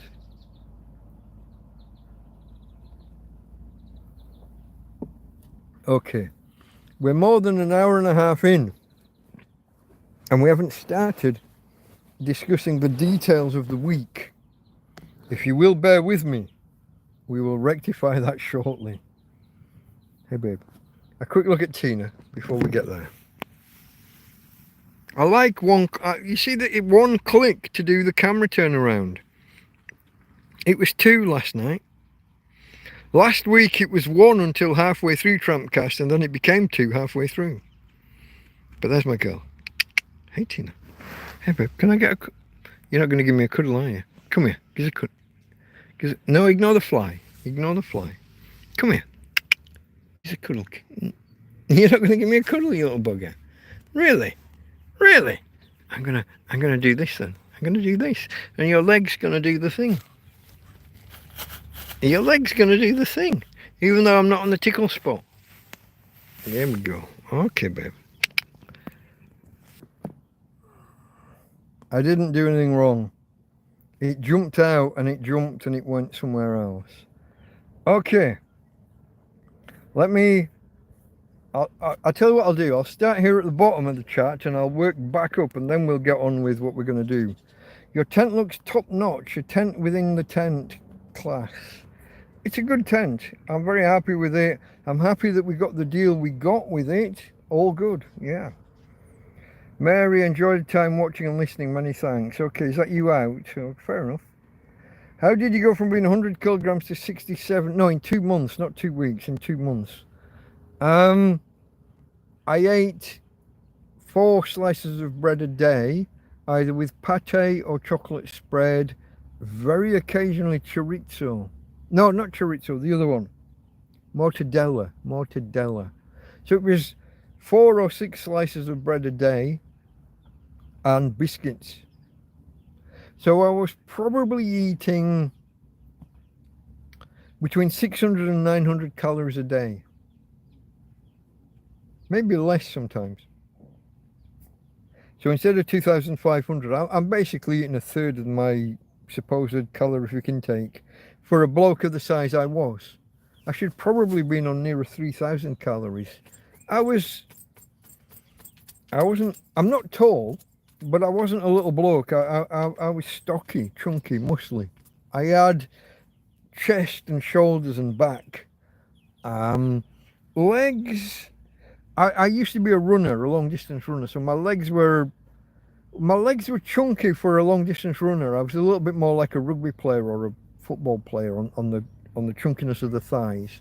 Those went down a little bit, but the main thing that I noticed when I looked at me was the chest and the shoulders. They went soft and flabby, and I lost muscle mass. Fair enough, I did lose fat. I lost quite a lot of loose flabbiness on the belly.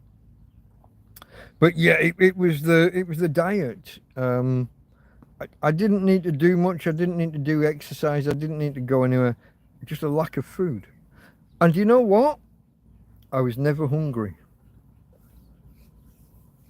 600 to 900 calories a day, never hungry. But when I weighed myself at Christmas, somebody threw away a pair of weight scales. Spring, so no electricity, no battery needed. The spring balance kind of weight scales, bathroom scales, in a skip in the rubbish bin. And I salvaged one. I just weighed myself, and yeah, instead of being my normal, so I would normally be like 97, 98, maybe 99 kilograms. After Christmas, I would typically go up to 103, 104, 105. You know, I always put. Oh shit! Hold on, folks. Hold on. I need to charge the phone. We're down to 5%. I forgot. No one reminded me.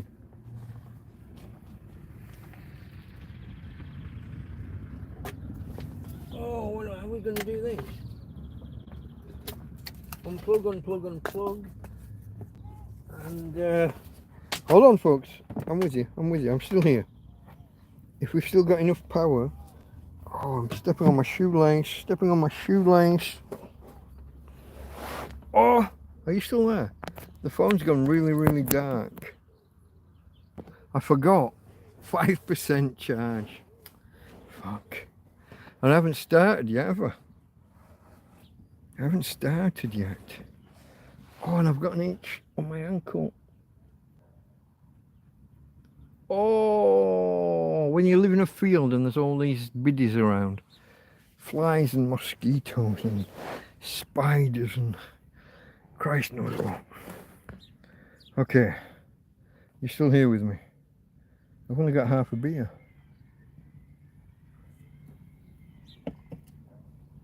Fortunately for you, there is a reserve beer just in case. I should have been in the Scouts. Be prepared. Because we still haven't started. I'm lost in chat.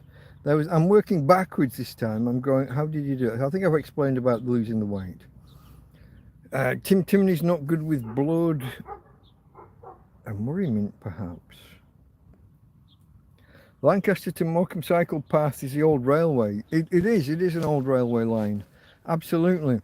My brother was cycling down the cycle track one day, and a bloke pushed him when he was about 15. A bloke attacked him and pushed him off the cycle track, and told him, "You shouldn't be going on a bike down this footpath." And my brother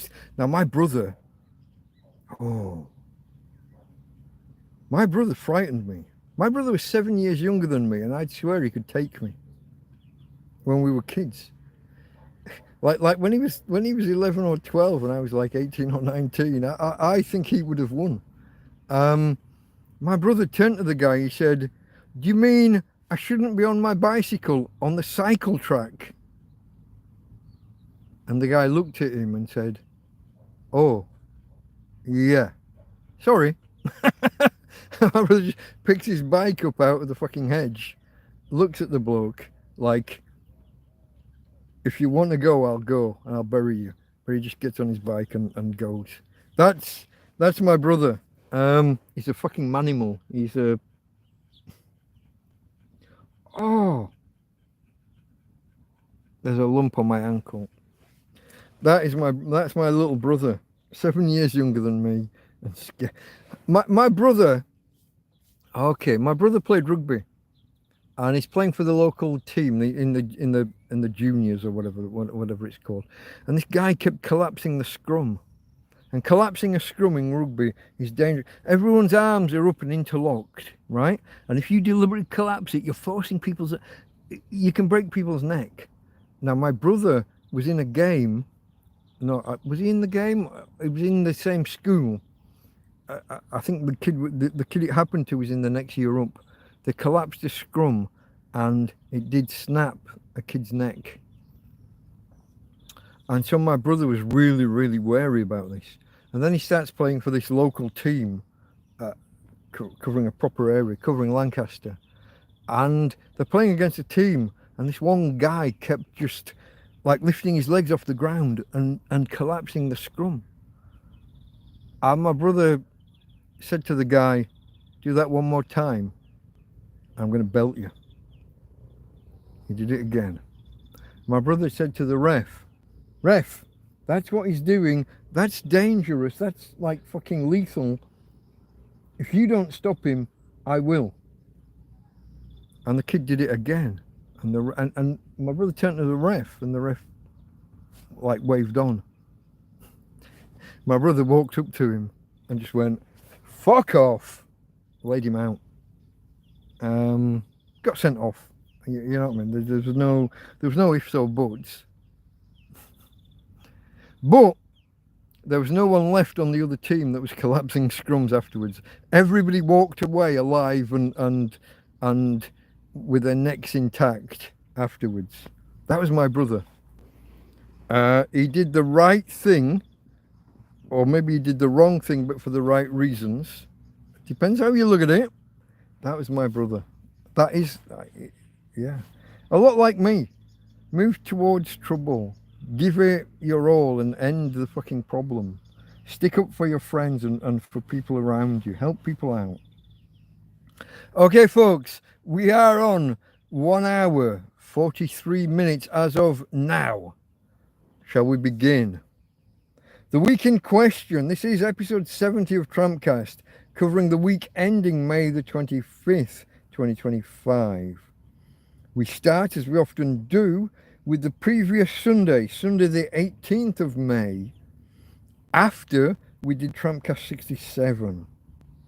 Unusually, I didn't get straight up and disassemble this podium, as I call it. It's not what we did. I sat here for a good half an hour and just revelled in the afterglow of having done a TrampCast. It's difficult to explain, but I get keyed up beforehand, especially in the morning when I'm writing all the notes, I'm writing everything up, and then you do the TrampCast. And if I say it's performative, don't misunderstand me. There's no lying. I'm not faking, but there's an element of having to keep talking, keep the conversation flowing, talking to people, answering comments, trying to keep a structure, but there's a balancing act. It's a performance to a degree. It's not a lie, but it's a performance. And so afterwards there's like a come down, there's a relax, there's a settling into it. Now, if you jump straight into disassembling podiums and putting things out that belong out and moving things back over there that belong, moving stuff over there that belongs over there, it can become a bit hurried and a bit. But if you can just relax into it, just relax. Have half an hour, sit in the chair. There's a through breeze. You don't get that in the bedroom. Enjoy the through breeze, especially as it's getting a little bit cooler. Maybe put the mosquito net down. If So you've got a breeze, but not insects, not moths. You've got to keep the moths out. Made a few mistakes earlier this month where doors opened too late and moths and flies came in. But just relax into it. And prepare for TrampCast Hangout 011. There's become a bit of a thing where after I do one of these, after I do a TrampCast, I'll relax for 2 or 3 hours and then go live that night and chat for 3, 4, 5, 7 hours, maybe. Not tonight. Tonight is Big Clive and Big Clive and Scruff Dog. No TrampCast tonight. We'll do a TrampCast Hangout tomorrow after we do TrampCast 71 tomorrow. I had to look at the numbers there. We'll do that tomorrow. But so on the Sunday in question, it was a more relaxed thing, and we did 5 hours plus of TrampCast Hangout, and I've no idea how. I don't know. It's like the one last night. No preparation, and yet we keep going. Someone asks a question, then we go off on a tangent from a tangent. Somebody asks something else. Maybe I'll come up with something and we'll go off in a direction. Maybe there'll be a political rant. Not often. I try and stay clear of politics and religion. I'm happy to touch on them, but I don't want to dive deep into them. A couple of topics recently drag me in that direction. I'm not going to shy away from them. If you don't like it, maybe I'm not for you. If you disagree with my politics, tell me. I'll argue. We can. Don't, you know what I mean? Don't diss me off. Don't fuck me off just because you disagree with politics. We'll discuss it. I don't want to get into long running in-depth arguments about politics. So that's not. I'm not Asmongold. I'm not Hassan Piker or whatever he's fucking called. But I'm happy to talk about anything with anyone for a little while. I don't want it to become a long drawn out thing. Anyway, so that was after TrampCast was the preparing for TrampCast Hangout and then doing TrampCast Hangout. 5 hours plus. Talking to you guys. Just chatting, just chewing the cud. No planned topics especially. The conversation goes where the conversation goes. That's a hangout. So we have TrampCast proper, that's what you're watching, where we talk about a week in the life of. That's a TrampCast. We have TrampCast special. Maybe I have a specific topic I want to talk about. We're going to do one shortly about how to live off grid. All about the EcoFlow, the cool box and the solar panel and fans and TV and everything. How I power things here and how you could too. We're going to do that soon. That's a TrampCast special where there's a topic. And then we've got TrampCast Hangouts, which is just me and you. Yes, you. We just chat. We just talk. What more do you want? I am a tramp. I'm here. I'm available to you. Let's chat. Talk to me. You've got questions. Who are you? What are you? Why are you? How did this happen to you? TrampCast 001. Watch that and then come back. And any follow-up questions, I'm here for you. Okay, folks, so that was the evening, Sunday the 18th, after we did TrampCast 67, and then we did TrampCast Hangout 11. Into Monday morning, 7:15. So remember, the TrampCast probably started at like 10, half 10, maybe 11, and went on for 5 hours plus. So you're into 4 or 5 in the morning kind of thing. 7:15, I'm up and about, I'm up and at it. I'm putting solar panels out, turning the cool box on, getting that cold night air to cycle through the cool box before the sun comes up. I walk my doggy, I walk Tina while the cool box, we let the cool box run for an hour or so.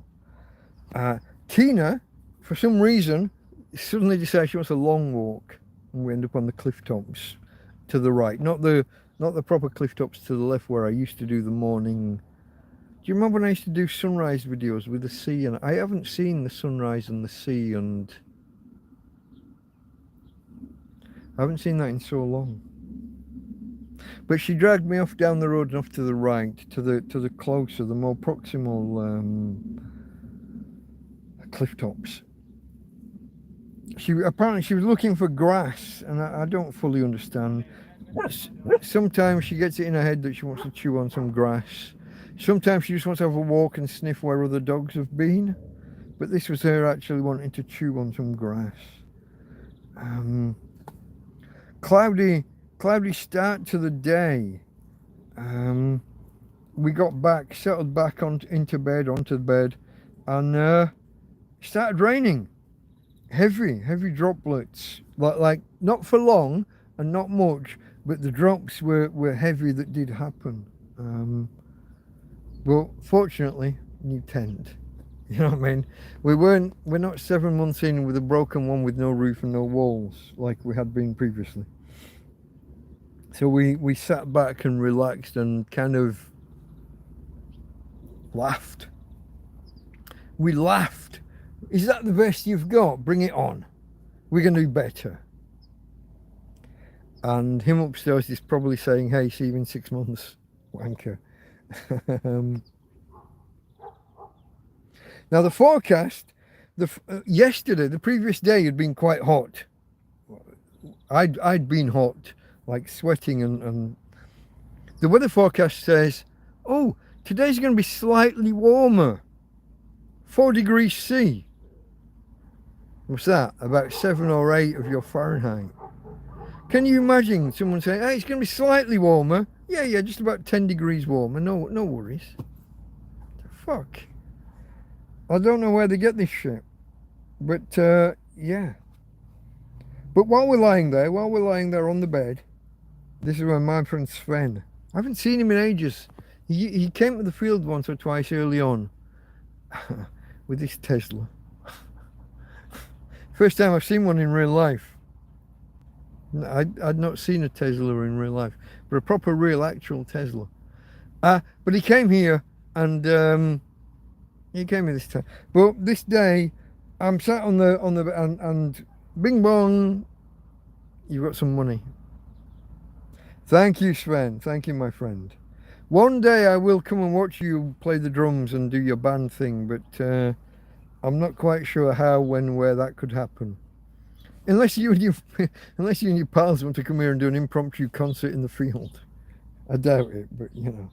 Maybe at the German bar, just up the road? Maybe. I don't know. I will watch you one day, my friend. Thank you very much, Sven. Much appreciated. That ain't cheap. Yeah. So it feels like it's been a long day already, and it's 9 o'clock in the morning still. Some of these days, folks, already been a long morning, and the forecast starts to say that the rain's going to stop soon. It never said it was going to rain. The rain just appeared out of nowhere, and suddenly they're on top of it telling me how soon it's going to end. They never told me it was going to start. Me and weather forecasts, folks, we have a thing. We have a relationship.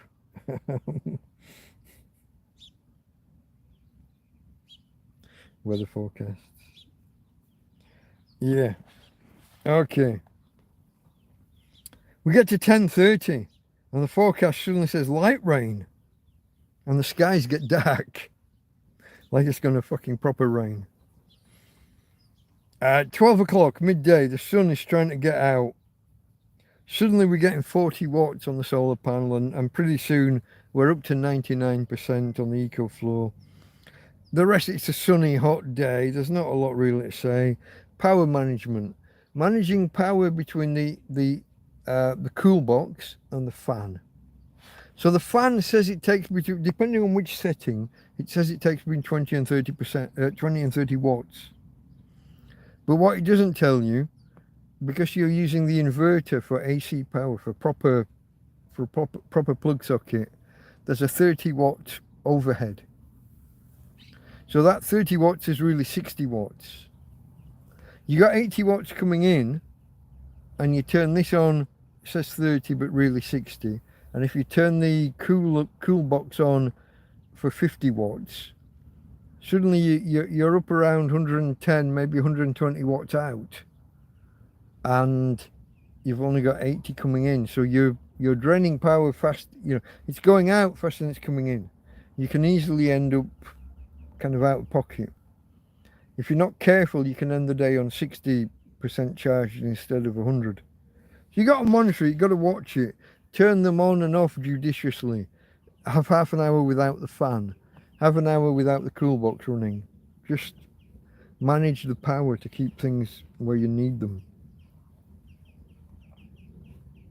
And that's it until the end of the day. That's Monday. Into Tuesday. 2 a.m. 2 a.m.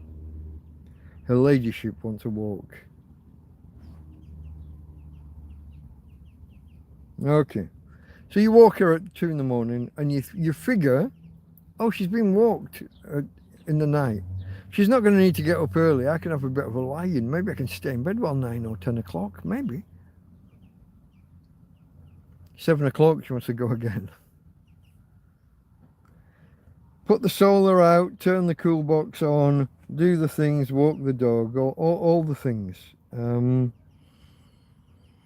EcoFlow manages to get itself down below 60% because you've got the cool box on before the sun's properly up. We get down below 60, and I'm never happy once. Anywhere around 50, I'm unhappy.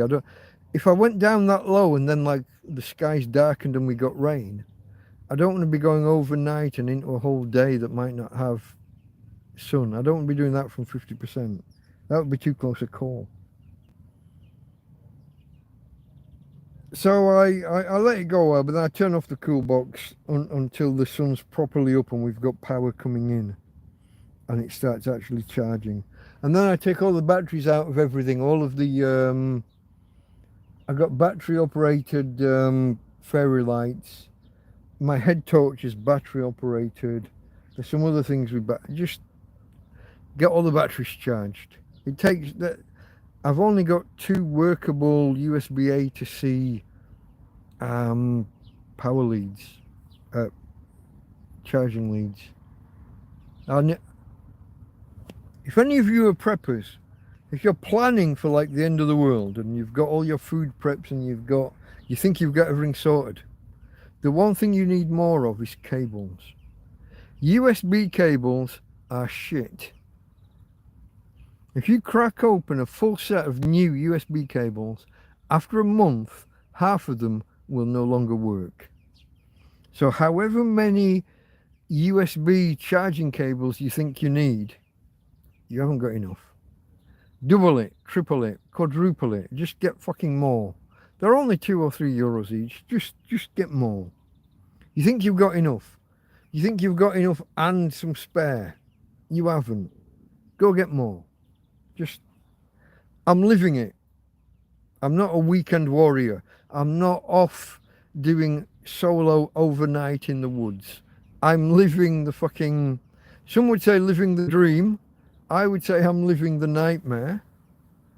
You need more USB cables. You need more cables in general. You need adapters and converters and power banks and all the shit. You need all the shit. You need more of the shit. Just go get more shit. Just listen to a man who knows. Just go and get more shit. More cables, more adapters, more power banks, more whatever the fuck it, just get more of it. If you need it, have more of it. This whole 2 is 1, 1 is none means that you're basically one hop away from none. 2 is 1 and then 1 is none, and that you got none. Go get some. Go get more. You need more. Trust me. You need more. I need more. Fuck, I've got 2 USB A to C cables to charge these batteries, and I've got 6 batteries that need charging every 2 days. And then there are other devices and other things that need the same kind of cable. The early USB-C devices are shit. They won't charge USB-C to USB-C. You need USB-A, the old USB, the chunky oblong one.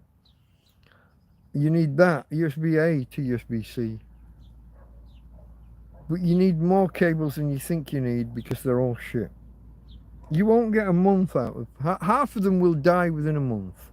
So if you're planning on the end of the world as we know it, T or Tweki or whatever your fucking acronym is, no, you're not going to survive 6 months because your cables are all going to be dead. What are you going to do then? More cables, guys, more cables. Here endeth the lecture. It went on somewhat. We are on 2 hours and a minute as of now. Cheers, 2 hours and a minute. Here we go, folks.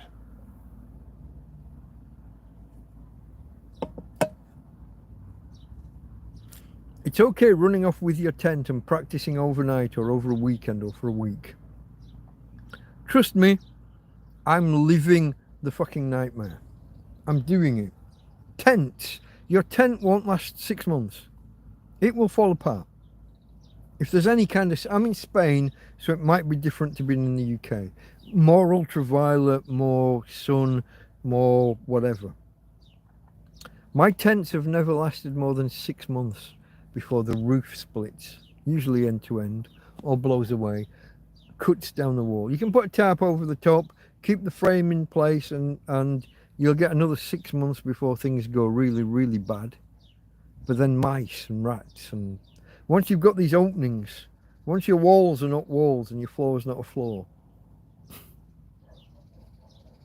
you need more of everything. If you're planning for any kind of long-term survival, you need 2 tents per year. You need AA or AAA rechargeable batteries, 2 sets per year. You need an EcoFlow or similar. You need more USB charging cables than you can possibly fucking imagine. You just need more. You just need more.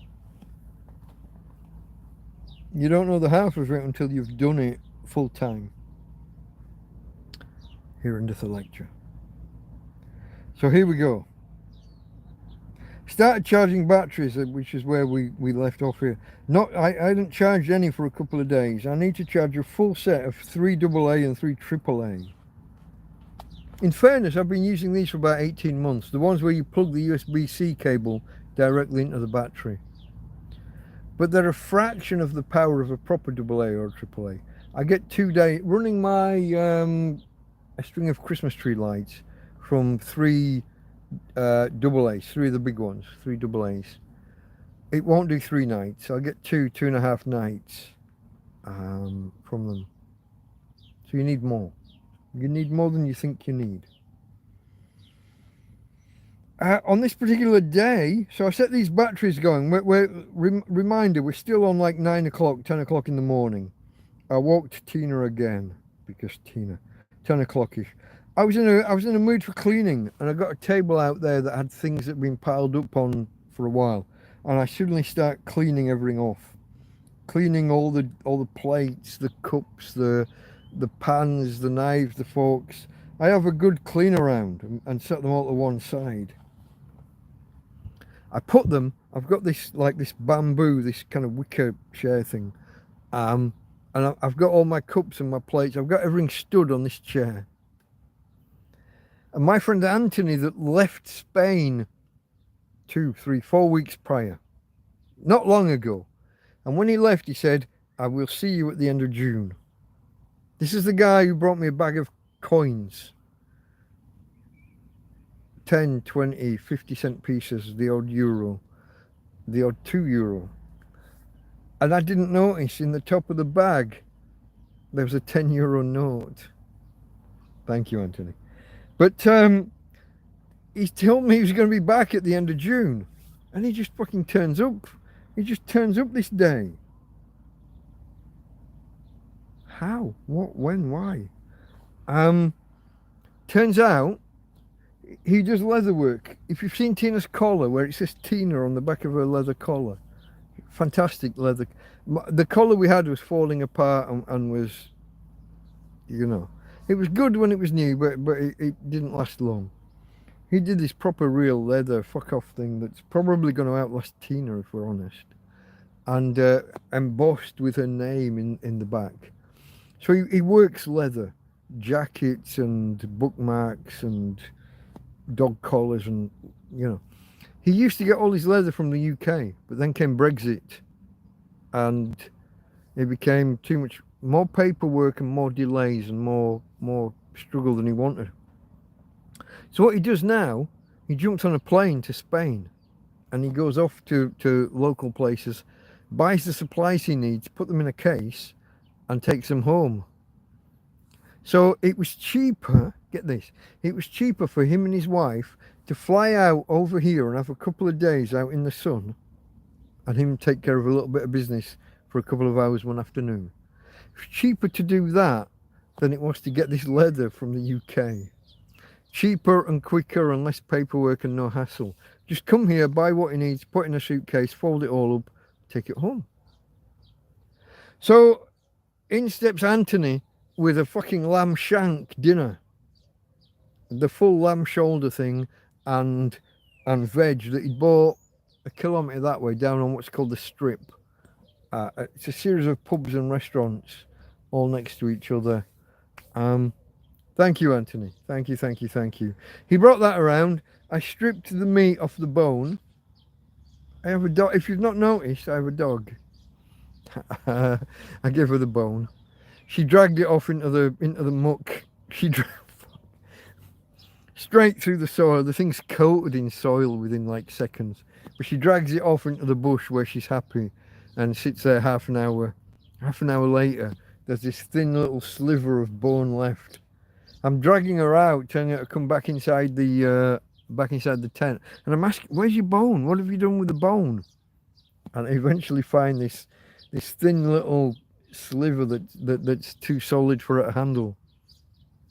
That's my girl, but that's Anthony. Anthony arrived and brought a dinner, and I think a couple of beers as well. Thank you, Anthony. Thank you. And I will see you at the end of June, I hope. 3 or 4 weeks from now. Maybe. I hope so. If not before. Thank you. Thank you, Anthony. Now, the afternoon was very, very warm this day. So again, managing power, trying to keep the food and things that are inside the cool box, trying to keep those cool, with the cooler not really working properly. I'm trying to keep me and Tina cool in here with the fan. Yeah, and especially as I said, the fan registers as using 20, depending on what setting it's on, it registers as using between 20 and 30 watts. But there's another 30 watts hidden that the EcoFlow doesn't show that are pouring out. And the overhead for running the inverter. So managing the power, yeah. The EcoFlow is down to 85%, and the solar panel gets the shade. What do? If you know for definite it's going to be a nice day tomorrow, maybe you don't bother, you just roll into the night, starting at 85%. But you can always unplug the panel, go over there, put the panel back in the sun facing back this way, and plug the EcoFlow in and get back up to 100%. That's what I did. Topped up the EcoFlow and my phone, got my phone up to 100% at the start of the night, and yeah. Now, unfortunately, I fell asleep that evening or that night before I'd walked Tina. She's supposed to be, her last walk had been 6 p.m. I'm supposed to walk her sometime before midnight, and then that'll take us through the night and into the morning. I was asleep. I wasn't there. What can you do? So, 7 a.m. she wakes me up and she needs a walk fairly urgently. She'd hung on all night and she did well, fair play. Hey girl, you're a good girl. You were a good girl that night. Not every night, but you were a good girl that night. She hung on until I walked her at 7 a.m. and she did what she needed to do. I got the EcoFlow out of the bedroom, plugged it into the panel, plugged the cooler in, did all the things, the usual morning stuff.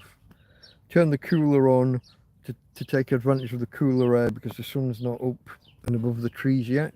It's up, it's daylight, but it's not above the trees. It's not pointing out here.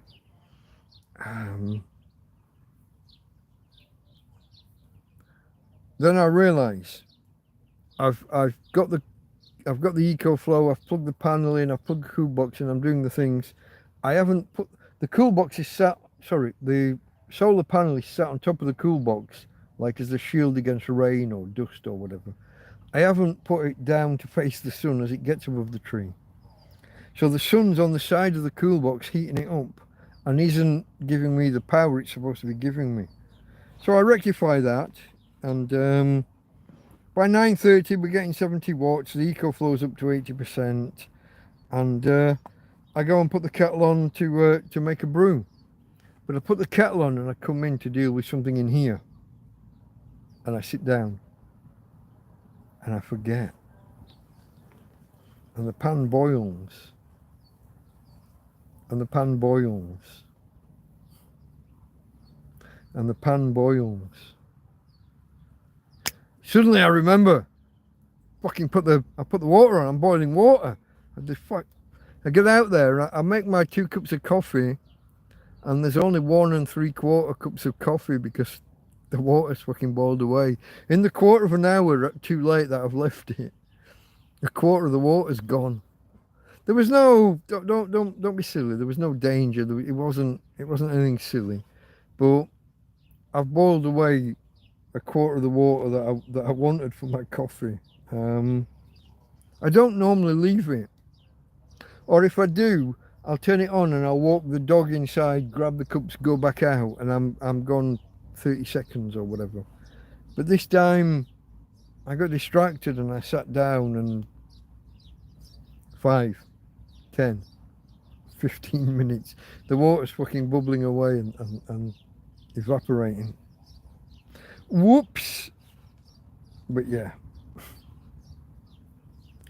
A little bit later, my friend Mark arrives. Mark, the windsurfer that we talked about earlier, British national amateur windsurfing champion. I think early 80s, but I could be wrong. I'm guessing based on his age. For that, he won like a bottle of booze, like a bottle of wine or a bottle of whiskey or something. No, that's what you get for being British champion. He was just passing, he didn't stay long. It was kind of noon and it was very hot outside.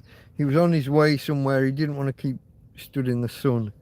So he came and just said hello, and yeah. So after he left, I had these, there's a couple called Adam and Mel, Spain Memories or Spanish Memories. It's basically them and their dog. It's just a personal, their YouTube channel is just personal recollections of, for them to look back on afterwards, you know, with their dog. Dog's still with us, but it's a memory bank. They're linked in my description. They gave me, let me see if I can do this. We were on 5%, but let's see. If you look here, the plastic set of drawers there, not the metal ones to the side, but the plastic ones there, they brought me. But they brought me these metallic sheets, padded metallic sheets, like the blankets that a marathon runner gets at the end of a race, but padded. So I put one on the side of the tent here, for in the morning when the sun comes up, try and keep the bedroom cooler that bit longer. It's gonna get warm, but just try and delay it. And at the south end of the, where the tent has a 45-degree wall like that, silver blanket at that end, keep the sun off, and immediately it was cooler. The moment I put them there, you could tell it was immediately cooler. I think I did that one day, and I think I did the other one, I think the day after, maybe 2 days later. But yeah. The rest of the day, balancing power and doing all the, just laying down, watching videos, typical. I spend, because we can't go anywhere, Tina can't get anywhere. Wheels for my doggy is the next project. I mentioned it last night. I think I mentioned it at the beginning of this. I haven't got enough money for it yet. But if you do a search for like dog wheelchair or doggy wheels, that kind of thing, I've got wheels, but I haven't got the capacity to turn it into a thing. But they're a lot cheaper than I thought these things were going to be somewhere between 500 euros and 1,000 euros. So I never kind of investigated, because I had this preconception that they were going to cost a lot of money. They're not. They've got them starting from like 35 euros. Now that's Temu. And it's a small dog, not a dog-sized dog. Tina's a dog-sized dog. She's not horse-sized. She's not a Great Dane or a German Shepherd or anything, but she's in the middle. She's a dog-sized dog, and 30 kilograms. I'm going to get her a set of wheels. That's the next project. She's got the use of the front legs. If we can get her a set of wheels for the back legs, she will be running around this place. They need to be cross-country kind of capable. They need to be sturdy, because we live in a field. We're not. It's not a polished wooden floor or a polished concrete floor in an apartment block. We're living in the countryside, so there need to be chunky wheels that are kind of cross-country capable. But I would love to see Tina running around again on a set of wheels. I'm about 2/3 of the way there for the money, folks. I'm there or thereabouts. So the next few donations will tip the scale. I was talking with Karen last night. We're looking at how we can look at delivery. She was looking at whether she could get them from a certain pet store chain here, but it doesn't look like they do them. Might have to be Amazon. Trying to deliver from Amazon here in the field is like 50-50 whether it gets here or not. But we will find a way. So, what am I saying? What I'm saying is, I'm on the beg, I guess. Whether I can ask you now to kind of step up and between you, 30, 40, 50 euros will get me over the hurdle. If not now, then I will just wait until that money comes in as donations do, and we'll get there that way. But I would love to see this lady up and about on her feet or on her wheels and running around here. She'll be nuisance. She will be damage and destruction. There's no... I will regret it at some point later. Hey, babe. There's no doubting I will fucking come to regret it at some point, because Tina. But that's... I'm already like 2/3 or maybe 75% of the way there. The ones I'm looking at, I think we're about 150 euros. They do them from 30 and 40 with smaller dogs, smaller size, less sturdy. Like, we're in a field. They need to be, it needs to look rugged. It needs to handle, they need to be kind of 4-wheel drive wheels. You know what I mean? But that's my goal. I'm going to get my girl there. And that's all of the money that is currently in PayPal. And anything else that comes in until I can afford this goes to Tina and some wheels. Has to. It's complicated. the measuring and the setting up and the pros and cons and the sizing and everything. It's tricky, but it's absolutely necessary. I want to see my girl mobile again, one way or another.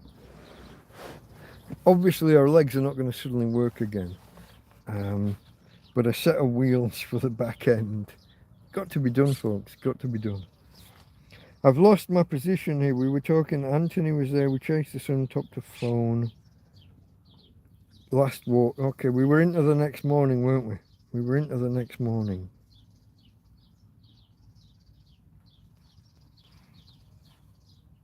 I've lost myself, folks. Can anyone help?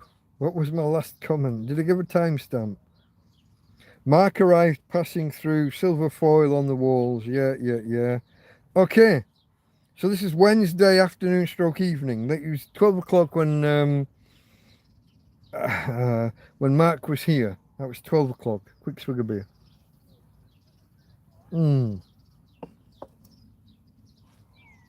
Warm.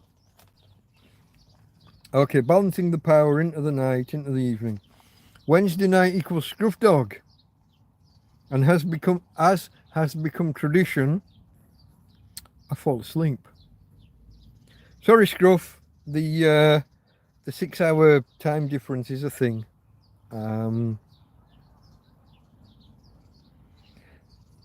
3, 4, 5 weeks now. I don't think I've made it through an entire. I've not made it through an entire episode. I think when we discussed the week previous, I made a special effort to try and stay awake, and I got to within 5 or 10 minutes of the end. He was talking about, yeah, we'll wrap up in 10 minutes. And I think that's when I fell asleep. But this particular week, on the Wednesday, I was dog tired, dead tired, and I was gone, halfway through. So that's Wednesday night. Into Thursday morning. Woke at 2:30. Scruff was probably just finishing. He's probably still online then. I don't know. But I woke at 2:30 and answered some emails, some quite long ones. I'd kind of been putting off answering. I don't know why, but I'd been putting some things off. Saying thank you to people that sent money in PayPal. I hope I got to everyone in the end. But I was like a week late with some more, maybe. It's possible I've missed some. If you sent me money via PayPal and I haven't answered you either through the PayPal system or through email, I apologise. Tell me I'm a wanker. Tell me, you know what I mean? Send me a message and tell me what a dick I am for not responding, and I will apologise. I think I've got to everyone in the end. It's entirely possible I've missed some. If I have, let me know, because I don't mean to. I try and thank everyone. I try and tell everyone my real name who contacts me real world. You all know, hopefully, Delta Mike. I'm not called Delta. I'm not called Mike. The DM are my initials. It's the NATO phonetic alphabet. Alpha Bravo Charlie Delta Echo Foxtrot Golf Hotel India Juliet Kilo Lima Mike Delta Mike DM. Happy to tell you my real name, happy to talk to you in real life. On the internet, it's a little bit different. Little bit of pseudo anonymity just to protect family, and I don't know why, it just is what it is. Feels necessary, folks, feels necessary. So anyway, Thursday morning, 2:30, I'm answering some emails and watching some videos. Fell asleep 4 in the morning, woke to Tina 5:30, just, it's not light, but the first hint of light. It's not sunrise, but it's starting to get light over at the east. So yeah. Like I said, some of the emails I was replying to were quite long. Hello, Alan.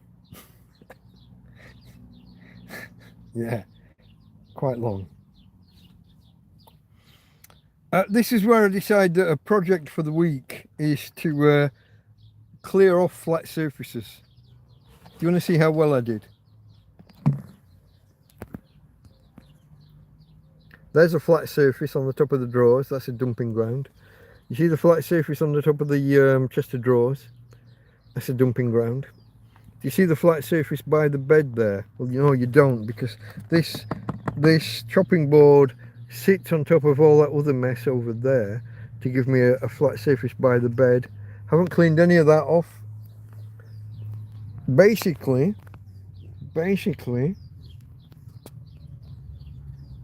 flat surface equals dumping ground.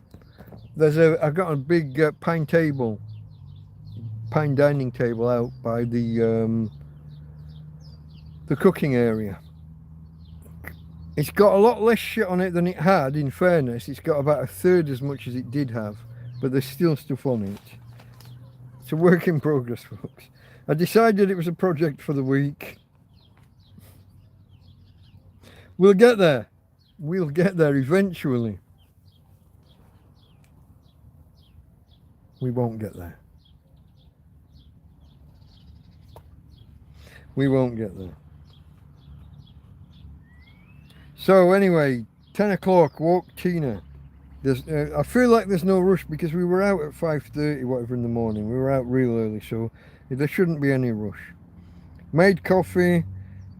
This was where I looked for a video to if I don't do a live stream or put a video out, my channel quickly descends to no views. So I have to constantly look for, if I haven't got a video to put out today, I've got to look for an older video to promote, something from the archive, as it were. And this is where I look back to a video a year ago where the police were just on site and were just leaving. And I watched the video, before putting them out, I'll watch them again and re-watch them. And I mentioned in the video, I said, oh, a year ago tomorrow was my first video. And so by extension, a year ago tomorrow, in the week we're talking about, a year ago the next day, would be 2 years since my channel started, since my first video went out. And I had no clue. So I hastily put together a video saying, hey, tomorrow's 2 years, and here's a link to the old video, and let's go. And of course, you all rushed to watch my first ever video, didn't you? Did you? Did you all rush to watch my first ever video? No, you fucking didn't. Thanks, guys. That first ever video is still stuck on like 300 or 400 views. Doesn't matter how many times I tell you to go and watch it, or to watch that whole week. If you watched the week of hell that just happened a month or two ago, where we had thunder and lightning and rain day after day after day after day, my first video was the same, but I didn't even have a fucking tent over my head. 6 broom handles and a broken, leaking, cracked apart tarp held together. There was more duct tape than there was tarp. You looked up from inside and you could see the speckles and the holes and the tears and the rips, and you could see the duct tape covering them. But you could see twice as many holes that didn't have duct tape as did, because I just didn't have enough duct tape, and life's too short to sit there for 12 hours a day patching every little fucking hole ever. But the rain found all the holes. I'm not bitter. Much. I'm going to take that first week of videos, turn it into a narrative, turn it into a video, and react to myself and add extra context after the event. And I will get many multiples of viewers as I did from that original. Even if I tell you there's a link in the description right now, there is a link in the description, halfway down, there is a link to my first ever video. When we're finished here, you could go and watch my first ever video, but you won't. But I'm not bitter. Anyway, so I did this video saying, hey, 2 years ago, da-da-da-da. And it started off okay, but then the video stalled. It went nowhere. It stopped being viewed by anybody. Nobody was seeing it. I worked out what was happening. As an abbreviation of second anniversary, I'd used 2ND, like second, 2ND, A. Well, I'd got the full word anniversary, but you'd got second A. Second Amendment, firearms. Google threw the kill switch. The video went fucking nowhere while I had second anniversary. The video just died. It just went nowhere. As soon as I changed 2ND to the word second, spelled out, took off again and started working again. Like 2 minutes later. Tell me you're not being censored. Yeah, the video instantly jumped. It's in my note. The video instantly jumped back to life. It went so. I don't know if you've never done YouTube. They keep a list of your last 10 videos, and they tell you the newest video you've just let go. How does it rank compared to the last 10? My video went from being ranked 6 of 10 at 4:15. By 5:15, it was 3 of 10. It had made up all that lost kind of headway, all that lost in 1 hour. It didn't just do better than it had been doing. It blew up from a word change. Second A to the word second instead of 2ND. Tell me we're not being edited and censored, suppressed. Suddenly, 7 o'clock in the evening, I have like a fucking major panic. I remembered starting the cooker, the gas ring. I remembered starting it, and I didn't remember stopping it. Even though the coffee was sat here on the fucking chest of drawers. I sprang to life and then saw the drinks and thought, oh, well, yeah, I did turn it off. I did turn the gas off. It's one of those Alzheimer's moments, folks. I had one of those Alzheimer's moments. Now, it's getting late. The sun's moving on. The EcoFlow's got 10 watts. The solar panels bring in 10 watts. It's not enough to charge the EcoFlow, but it will pass through to the phone and charge devices and things. So I get to charge my phone up to 100% for free with this extra kind of trickle of energy at the end of the day. This was where the Samsung operating system starts to bug me. Update, download the fucking operating system update. Go get the update. Okay, yeah. Well, connect to Wi-Fi, you fucking idiot. What Wi-Fi? I've got an internet connection, but there's no fucking Wi-Fi. Give me the Wi-Fi. What Wi-Fi? How do I change? Where do I change? How do I? I've spent 3 days looking for where to change the setting to make it let me download it over mobile broadband, mobile data. I've danced, Jack Attack's gone and researched it and come back with basically a list of the same websites I've seen. This particular update will not download over mobile data, and it bothers me now every 2 or 3 days telling me, get the fucking update, you need the update. Okay, get the update. You can't have the update. You need Wi-Fi. Fuck off, I don't have Wi-Fi. As is the pattern, this is Thursday night, I sleep early. And it starts raining on and off. There's, again, I've fallen asleep early. There's no walking Tina. we're into the Friday, which is the actual second anniversary of the, so the day we were just talking about was the day before the anniversary. We're into Friday now. It's the actual anniversary. And I woke Tina, and I was awake because the sleep was broken. There was a break in the rain. Got her out, take her out. Come back in. I'm watching videos. I'm falling asleep. Bring them back to an area I remember. Start them, fall asleep. It finishes, bring it back to something. 4 or 5 attempts to watch a 30-minute video. Fuck.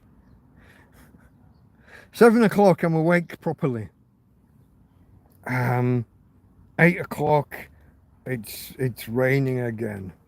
And it's been raining all night, on and off, and I didn't have the proper door closed. If you see behind me here, you see the fly screen, you're looking through a mesh to keep the, that's all that, I'd not closed the proper door. And it's an arch, so the rain comes down to here and just drips down and through. It got a bit wet on the floor down here. Nothing too serious, but it's serious enough when you're in when you're either in barefoot or stocking feet and you step into a wet patch of carpet. Serious enough.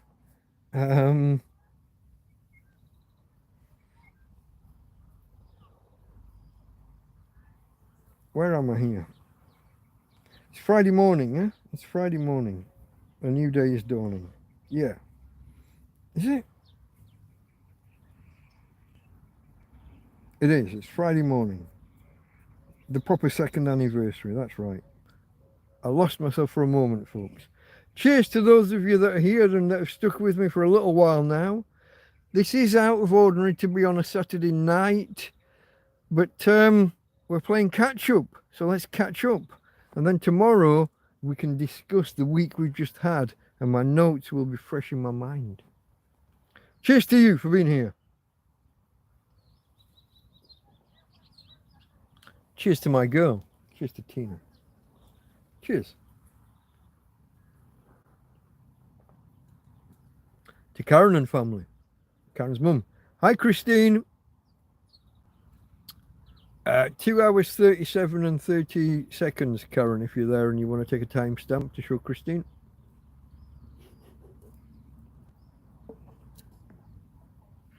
Okay, that's the throat nicely loosened up. Let's crack on. So it's been raining all night. The fly screen water's been coming in. It's on the floor, but it's nothing serious. It's an oopsie. It'll as soon as the sun comes out, it'll be dry within 2 or 3 hours. Suddenly, weather forecast out of nowhere. It's been raining all night. Forecast was nowhere. Suddenly, the weather forecast says, "Oh, 14 millimeters of rain right now, like in the next 2 or 3 hours." 14 fucking millimeters in 2 or 3 hours. I'm glad I'm in a new tent. A month ago, that would have meant me lying in a pool of water by the end of the night. Trying to spread my weight so I didn't press down in any one patch of the bed and into a pool of water. Keep my weight spread across and maybe I could stay dry. And then take both mattresses out and into the sun the next day. That's what that would have meant a month ago. Now, it's literally water off a duck's back. I mean, it's water off a tent's back. But yeah, fantastic, folks. We're in a new tent and I am so glad.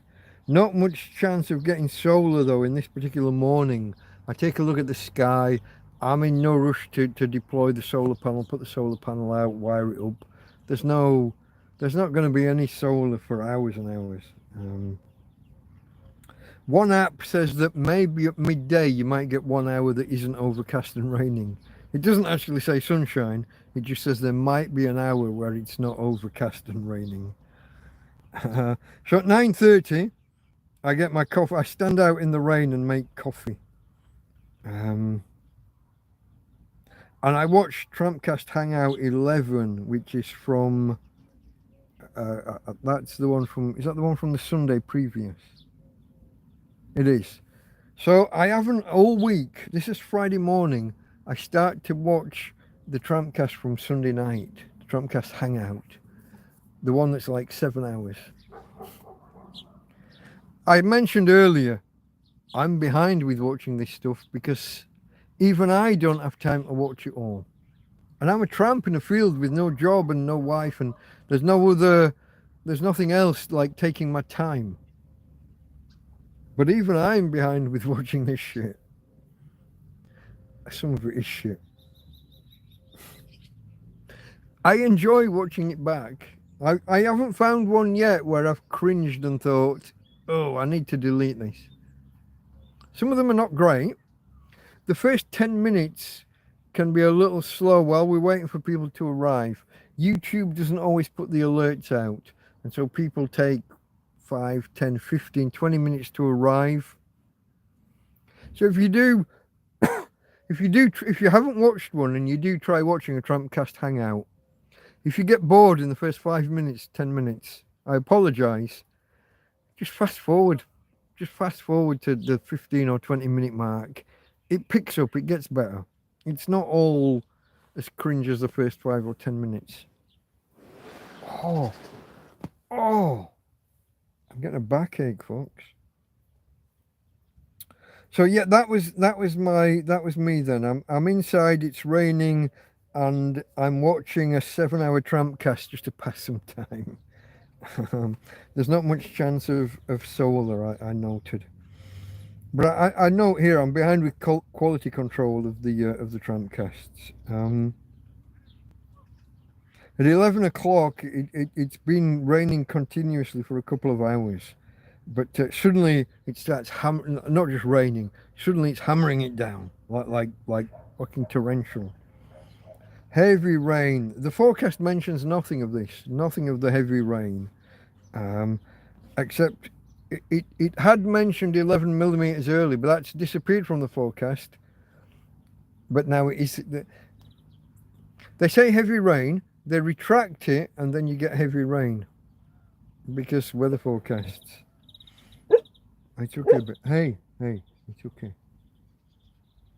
So I wait till 12:30 and we get a lull in the rain and I take Tina out. And if you've seen the video, this was the one where we walk out of here and we walk across, and on the far side of the little track, so there's a little kind of dirt track runs past here. It's not really dirt, it's all rocks. Every couple of weeks a car will bottom out and is it the oil sump gets a crack and deposits a line of oil all down the road. Correct me if I'm wrong, I'm not technically minded, but I think it's the sump pan or the oil pan on the bottom of the car that bottoms out. And but on the other side of the road there's a literal stream running. There's water, there's a river running on the other side of the road.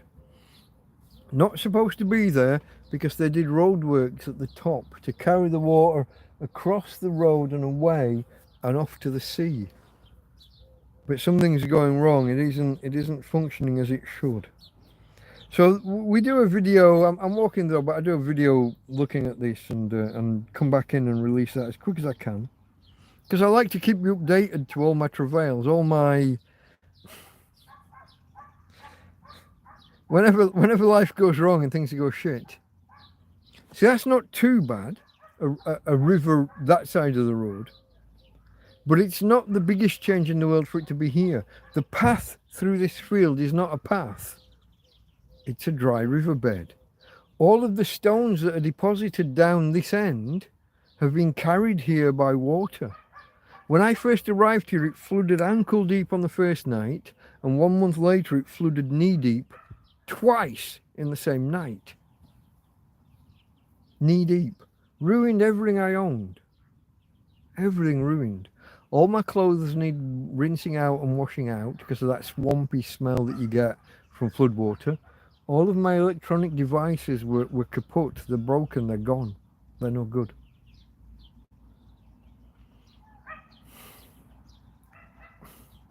Five months without even a clock. I didn't know what time it was. Didn't have a light at night. It's all discussed in TrampCast 001. I'm not going over it here and now. I've discussed it to death.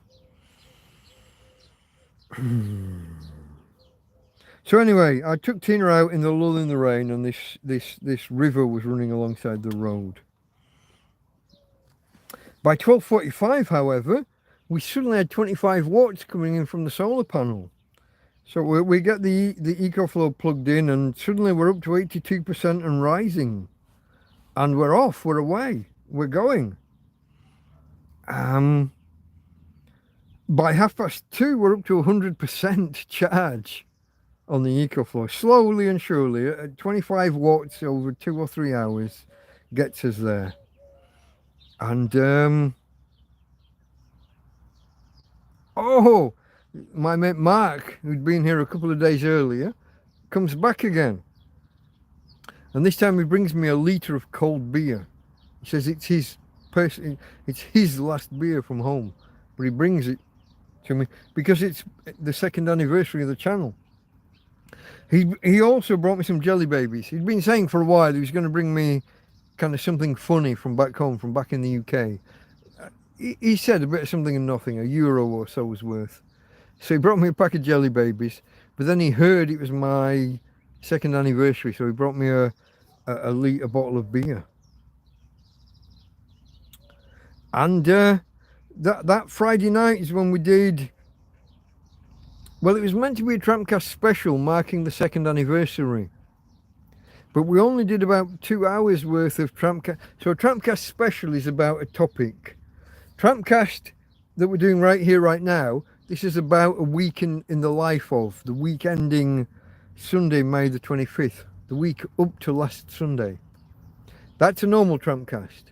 TrampCast special is about one topic. TrampCast Hangout is just me and you guys chatting. Chewing the cud. Chatting the shit, however you want to put it. But this was supposed to be a TrampCast special, and we did 2 hours that was about the 2 years.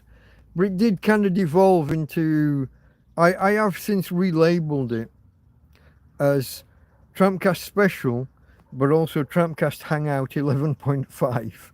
It was between TrampCast 11 and TrampCast 12, so it's TrampCast 11.5, as well as being a TrampCast Special. Because we did just keep going afterwards. Me and some of you guys just chatting shit, chewing the cud, just doing the doing. Hey babe, you're okay. Tina's okay.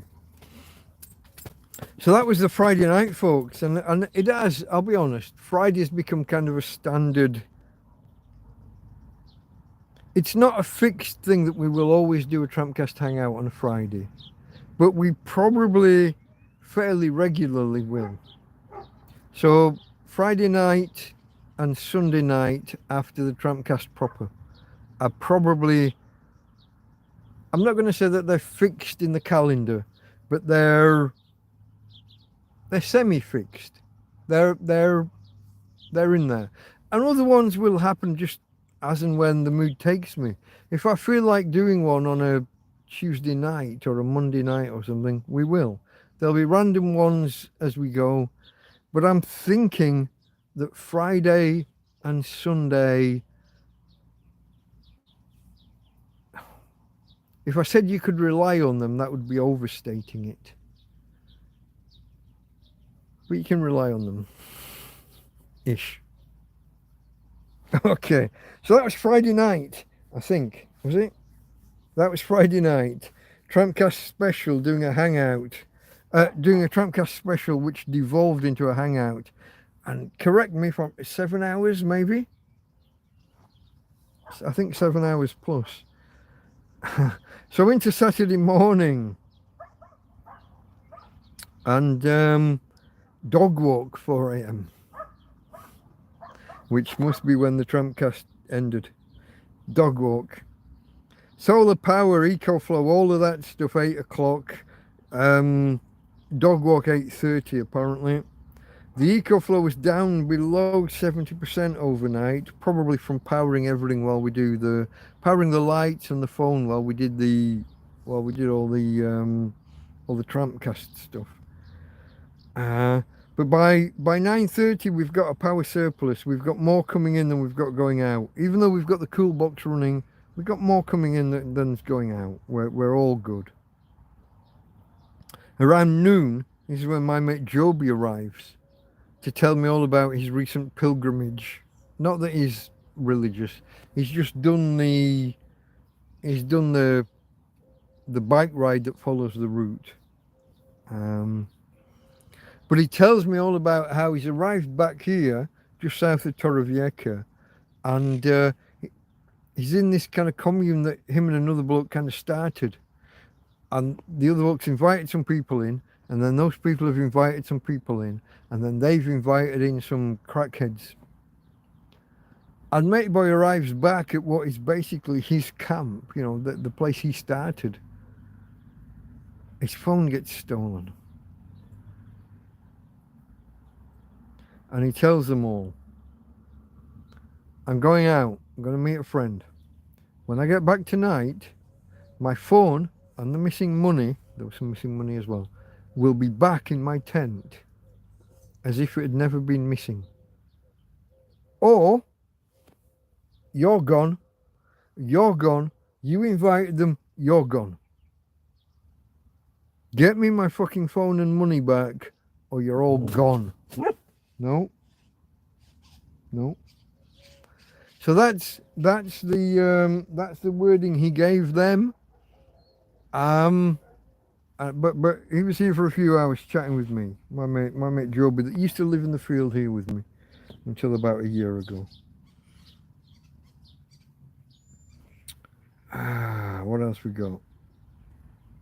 Oh yeah, I told him to send me when he got back, if his phone was there, he was supposed to message me and tell me that everything was okay. I haven't heard anything from him. So I'm assuming things have gone ballistic over there. And while he was here though, this was when we were sat over by my big pine dining table, and we looked across the field and saw a rat cross one of the paths. It's not really a path, it's a... When animals have a track through a field and the grass all gets bent down, this rat just strolled across. And you're like, what the fuck? And after Joby left, me and Tina sat here, and I was perched on the edge of the bed here looking out the door. Tina started barking wildly. And this fucking rat was just like strolling up to the door. Broad daylight. 6 o'clock in the evening kind of time. But just strolling up to the fucking door. Tina starts growling at it. It looks up. Looks me right in the eyes. And fucks off. My mouse traps are fantastic, but I don't think they're rat capable. You'd have to land lucky maybe if you got them just at the right angle, just the right way.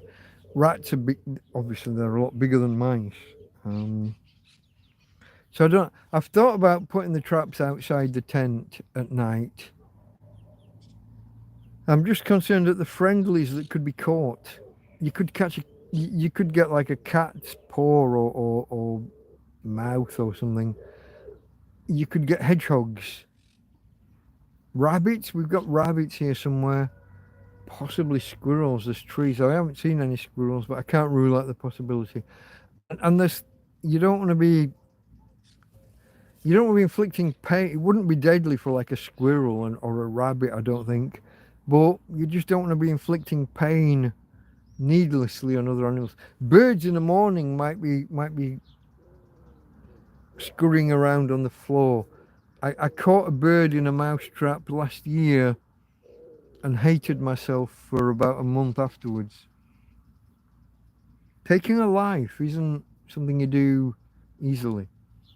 Even mice, even birds, it's not something that you just do or should do kind of recklessly or without... Whoa, what am I sitting on? What's that? The fuck? Okay. It's a snood. A neck gaiter to show my snood to others. I don't know. You okay, babe? Jenny's okay. Take you for a walk soon. Walkie soon. We haven't got long to go. We're talking about Saturday, I think.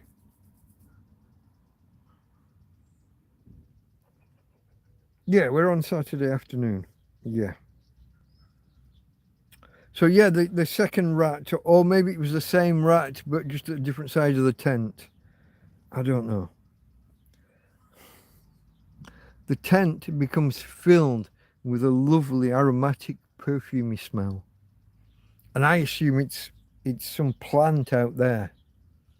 Because why wouldn't it be? We've had that in the past. There was this lovely, oily, perfumey fragrance on the warmer nights about a month ago, 3 or 4 nights. It was fantastic. It was lovely. So I thought the same thing was happening.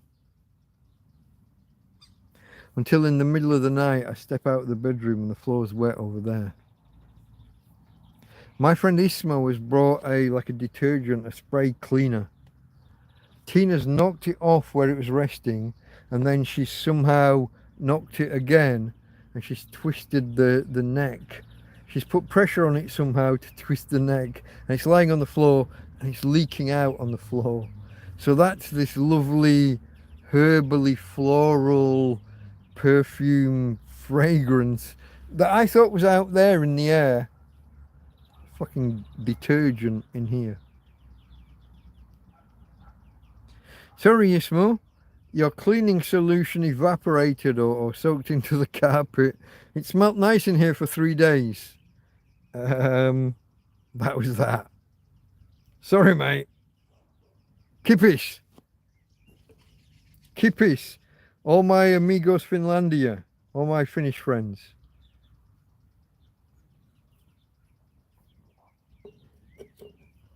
There's a bunch I haven't seen in forever. Based in Torrevieja. If you're out there, folks, if you're one of my Finnish friends that's not seen me for a while, drop me a line. Delta Mike Torrevieja, all one word, I guess, at gmail.com. Any of my friends, there's a whole host of you that were in contact with me on... It's the green one, not Messenger. It's owned by Facebook. WhatsApp's the green one. I lost a shed load of contacts when I switched phone. I think because their numbers were stored on the SIM card, not the phone, not the Google account. I think they were stored either on the phone or the SIM card. So when I switched phones, I lost half my contacts. Real world, like in the contact list and in WhatsApp. In particular, I would shout out a lady called Linda, who bought me the gas bottle and the gas ring, the cooking ring. There's a couple where the gent was called Graham, and they brought me plates, knives, forks, and a plastic box for keeping things in. I've lost your contact details. And there's the couple that we called Bonnie and Clyde. They wanted to remain kind of pseudo-anonymous. They used to live just over a little bay here. You would go down the cliff, across the bay and up some stairs, and the house was right there. They moved, and I've lost their contact details entirely. Kaiser, drop us a line. Delta Mike Torrevieja at gmail.com. There's a whole bunch of people I want to renew contact with, but I just, it was a function of switching phones that somehow half the contacts didn't come across. I don't fully understand it. I'm normally better at tech stuff than that, but trying to deal with shit after the event, I don't know. Okay, folks, I'm going to go quickly. I'm going to have a look through chat. So there was Tim Timney talking about Lancaster Morecambe cycle track. And how did I go from how did I lose weight so quickly? Tent looks top notch, yeah. Still looking good shape. Not in that way. No homo is what you have to say, my friend. You have to, you say, hey, you're looking good, mate. No homo. It means that you're not making moves. And it's all right to say, nobody cares. I have friends that are gay, and we take the piss out of each other all the time. You got to look at me and 7 of 9 talking on Twitter, telling each other to go fuck ourselves, and saying, you're looking good, mate, you're doing well. For a 60-year-old doing backflips, you're not doing bad. You know, you're looking good, no homo. And then I say, oh, one homo, because he is. So it's, you know, fuck it. It's, if you can't joke amongst friends, what can you do? You're one active streamer lately, DM, says Thomas. And we're here for it. Well, thank you, my friend. I mean, yeah, I didn't mean to become kind of a streamer, as you might put it. I was more of a releasing videos, but because I'm just trapped in a field, there's minimal content. During storms and bad weather, there's obviously a little bit of content, especially when I was in a broken tent. That's an extra level of, an extra layer of interest for people. But in summer, oh, it's another sunny day. Oh, it's another, I'm inside the tent trying to stay cool. It's another summer's day, another sunny summer's day. But what, it doesn't go anywhere. The streaming and the just chatting with you guys, if I can pick out some science topics or technology topics just to pad things through the night, that's better than nothing. If you guys can bring content, if you can bring topics, try and avoid politics and religion, maybe touch on them but not get too deep. Last night I definitely went off on one, and I got way more into the politics, and I guess because of rape gangs, politics and religion are intertwined. I did go off on one. Stand by every word I said. I stand by every word I said, but it's not the norm for this channel. It's not what the channel's going to be. It's not what the channel's going to become. It was a tangent from a tangent, and we went there, and I fucking went there. Enoch Powell, Rivers of Blood went there. Predicting, not advocating. YouTube. It's an important distinction. If anybody from YouTube is thinking of blocking me or banning me, predicting that there might be an issue, not saying there should be, and grab your pitchforks and let's go do that. I'm not saying grab your pitchforks and let's go do this. I'm predicting that if the government and the police and the judiciary don't change course, I'm predicting what might happen, not advocating what should happen. Important distinction, folks. But I did go there. I did. I'm gonna clip it. I think, to my mind, it was a masterly rant. It was fucking top notch. It has to be released as its own thing, I think. Unless I watch it and decide it gets too cringe, but I've watched it once and I agree with him. I agree with that guy 100%. I thought it was a masterful rant. Walking a line that could get me banned, but I think I stayed the right side of the line overall. YouTube, if you disagree, watch it again. And like I said, predicting, not advocating. It's important. Okay, folks, I'm gonna, oh, it's not scrolling. When calories drop the first day is the hardest. I didn't notice it to begin with when my weight loss was ongoing. Yeah. Your brother's the bigger man too. He restrained himself so far. He restrained himself and restrained himself. He said to the guy, if you keep doing this, I'm going to... He went up to the captain of the other team. He said, your guy's doing this. It's dangerous. Fucking tell him to stop. He worded the guy. He worded the captain. He worded the referee. Nobody did anything. He felt that his teammates or himself, because he's in the middle of the scrum, he thought they were in danger from this guy deliberately collapsing the scrum. He worded everyone, he did everything he could do. And in the end, he said, you did it again, fuck off, uppercut, and just laid the guy out.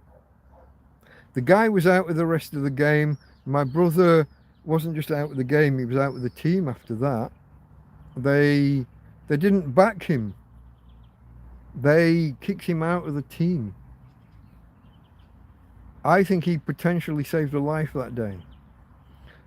Maybe not a life, but saved someone from a broken back or similar. Similar to what had happened to the guy a couple of years earlier in the rugby team at school. So yeah, he was initially restrained. He went through every channel and every route he could to try and bring it to people's attention to get it stopped. When it didn't stop, he stepped in where others feared to tread. It's kind of a family trait, I would say.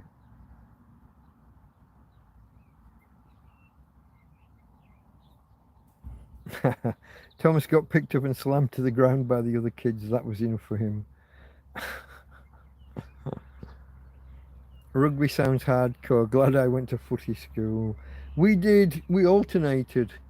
One term of football, one term of rugby, one term of track and field, or athletics, you might say. It was some kind of, it was never really properly explained to us. It was some kind of national competition, like a decathlon. So your sports teacher, games teacher, was marking you on your speed, 100 meters, 200 meters, 400 meters, 800 meters, 1500 meters, 5,000, 10,000. He was keeping all these scores and throwing the javelin and the shot put. He was marking scores for all of that, and you were getting points. And your 10 best events were added. Tina, oi, shush. Your 10 best events were aggregated. We didn't fully understand this, so when we were running like the 800 meters, we just sat on each other's shoulder. And then coming around the last bend, we'd go hell for leather. We didn't understand that we should have been going hell for leather the entire distance to try and up our points. We were just trying to win the race. So we sat on each other's shoulder and then tried to out-sprint each other at the end, thus giving ourselves a crap score. Oi! Cool. That's nice. That's a nice cuddle, thank you. So yeah, we didn't know what was going. Where am I here, folks? I'm going through chat, aren't I? Those were the days. The more cables, the better. This is the USB cable. USB cables are shit. Chinesium. 50% of them will break within a week, maybe 2 weeks. Certainly within a month. 50% of them are gone. You need way more of them. And don't just buy 30 of that cable. Buy 5 of that and go to a different shop and get 10 of that and 20 of the other. Different makes, different models, different. Some of them will be great.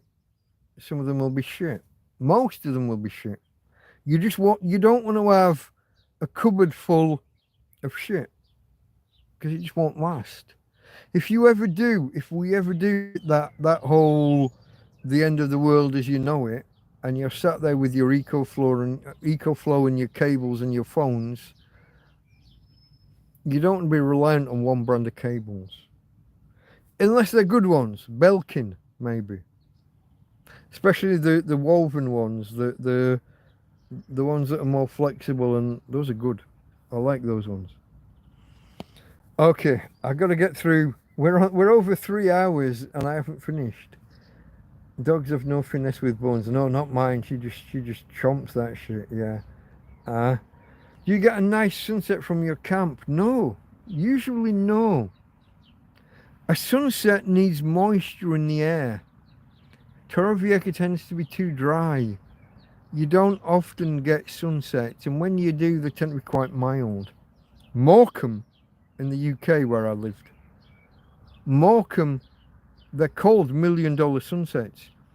3, 4, 5 days a week through summer. You're gonna get this glorious, glowing, pinky red, reflecting off the underside of clouds. You're gonna get these glorious $1 million sunsets. Torrevieja, 3 or 4 good ones a year, maybe not. It's awkward. You need the moisture, you need the water droplets in the air, you need the clouds. You're catching up, I believe, ever so slowly. That was at 1941, which 1941, that's 20 minutes ago, yeah? Don't release, you don't want a ban. You're saying not to clip last. It's already out there in the I'm happy to espouse my views. I'm happy to walk the line. I precy it with predicting, not advocating. That's important. It is an important note. I'm not saying, hey guys, let's pick up a machete and get out there and behead some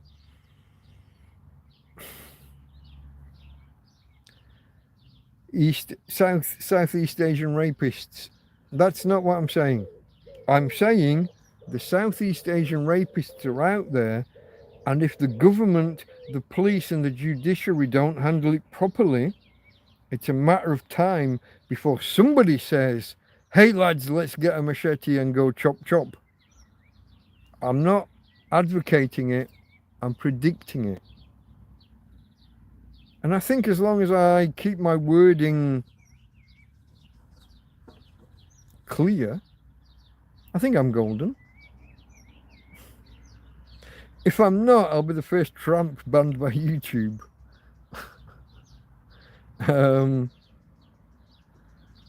Asmongold, help! Tectone, where are you? Metatron, we need help. Just a shout out to a few of my fellow YouTubers. These guys are massive. These guys are all multi-million followers. They're not going to take any note of a tramp in a tent. Don't worry. Okay, folks. I'm scrolling. I am. This says I'm caught up. I'm going to check by going to not live chat. I'm going to go to top chat.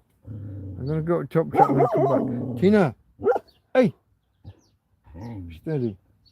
Calmate, amigo mío. Tranquilo. Suficiente. It's okay. It's okay. It's okay. See whether I can get her on shot. Look at that. There she is. Hey, babe. Talk to the peoples. Come talk to the peoples. All right, Karen. Catch you later. I haven't got much longer to go. We've just done Saturday, so we're coming into Sunday. I'm caught up with chat. We haven't got long to go. I'll do live chat again. Here we go, folks. Let's get this finished. I am at the end of a can. I'm just going to finish this.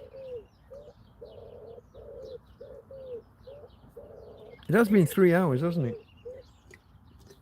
I'm going to finish that. My bin's over. No, I've taken my bin to the. I've taken my bin bag to the bin. There is no bin. I'll put that down there for now, and I will open this one. Farmer, you arrive as I'm entering the final stages. We're on the short strokes, mate. We will. No, we won't. I was about to say we'll do a hangout later. We won't, because it's big. I will be hanging out. I will be hanging out on bigclive.com, all one word, where dot is a word, D-O-T, and com is the word, C-O-M. Bigclive.com, all one word. Over on Twitch tonight, 10 o'clock Spain, 9 p.m. UK, 3 p.m. Eastern in the US. BigClive.com on Twitch. And an hour and a half later, it will be Scruff Dog. And I'm promising I'm going to try and stay awake. I've been really bad with Scruff Dog lately. Either falling asleep before, during, or 10 minutes from the end. Okay, folks. Thank you to everyone who's here. If you haven't yet hit the thumbs up, I'd appreciate it. You might like to consider it. If you're not subscribed, don't. Do not subscribe. Unless you've seen 3 or 4 of my videos already and you think that you might like to see more. Helps the channel. Helps you not to miss the videos. Just lately, the past month or so, we've been big on the live streams, going on for 4, 5, 6, 7 hours some nights. I'm ashamed to say. Alcohol is usually involved. Some of you guys out there are more of a herbalicious persuasion. That's okay and encouraged as long as it's legal where you are. Stay legal, my friends. Stay legal. But, or not, it's up to you. I'm not your mum. But, you know, sometimes you've got a line to walk. Okay, folks, we've just discussed, where did we get to? Saturday night, yeah? Where Big Clive and Scruff Dog were doing their things and I fell asleep during Scruff. Tina, shush. Sunday morning. So this is the week ending May the 25th. That's last Sunday. So this is just before we did the last... Tina! Stop. Who is it? Oh, you like that doggy? Was it Freddy? It looked like Freddy. Might have been. That might have been Freddy. Okay. You're not my mum. You thought the face was a bit hairy.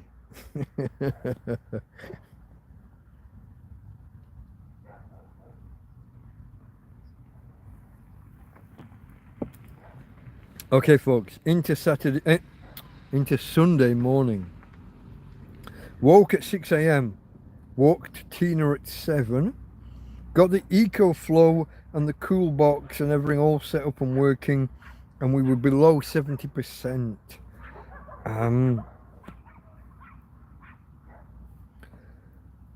Juggled the power for a while, tried to get up to 100%, but with the cool box running. But at times we only had 19 watts inbound. We only had 19 watts coming in. Not enough. Not enough to be charging anything. Hey. Steady. Steady. You're okay. So yeah, we only, at times we only had 19 watts. Possibly this was affected because we had power going out on the 12-volt circuit to the cool box. I've never run the cool box from AC. I might try that, see whether there's any kind of different circuit involved. Maybe that will be less impinged by the whatever the insect. Maybe it'll work better.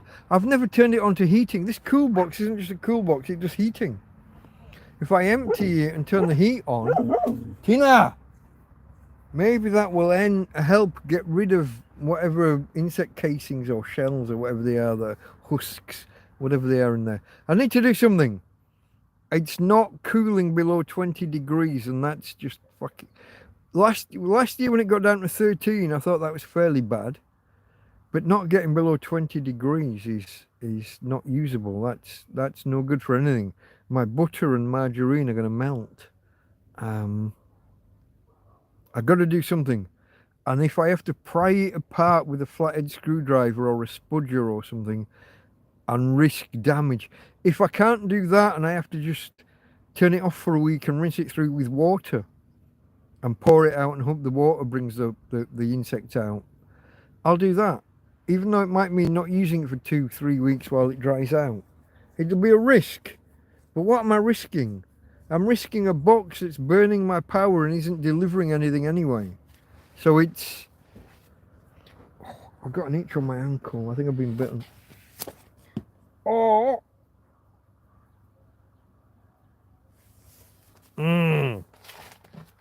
Insects. Okay, yeah, so that's those are things I'm thinking about with the cool box. Anyway, where was I?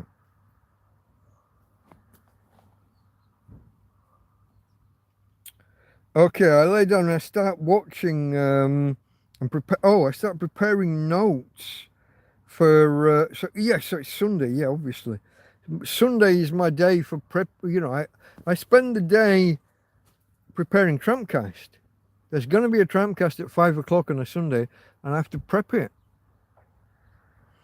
So it's been getting. I've started earlier. I used to start at 12 on the nose, and it would become a rush to get things done between 12 and 3 to get the notes done, make an image, and create the stream in the YouTube app. And I tried to take the stress off myself by, instead of starting at 12, let's start at 11.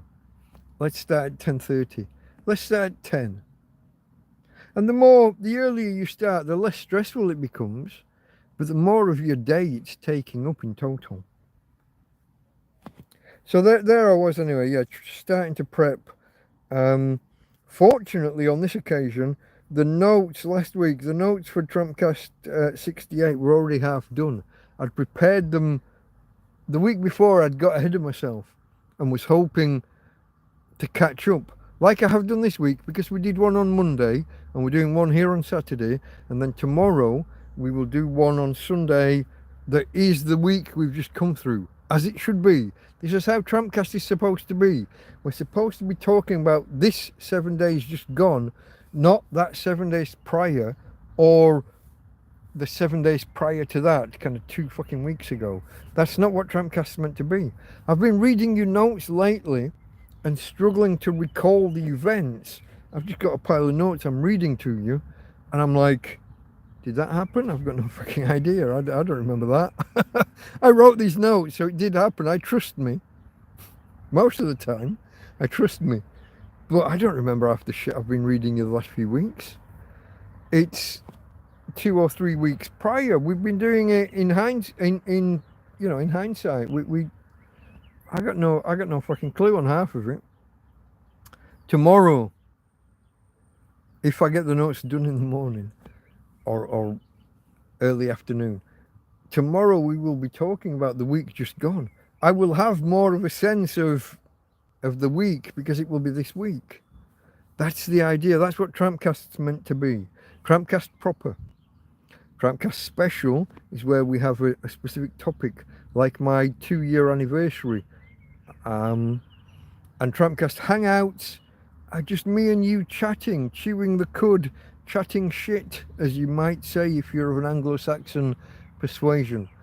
Those are the different TrampCasts. TrampCast normal, TrampCast proper, TrampCast special, TrampCast hangout.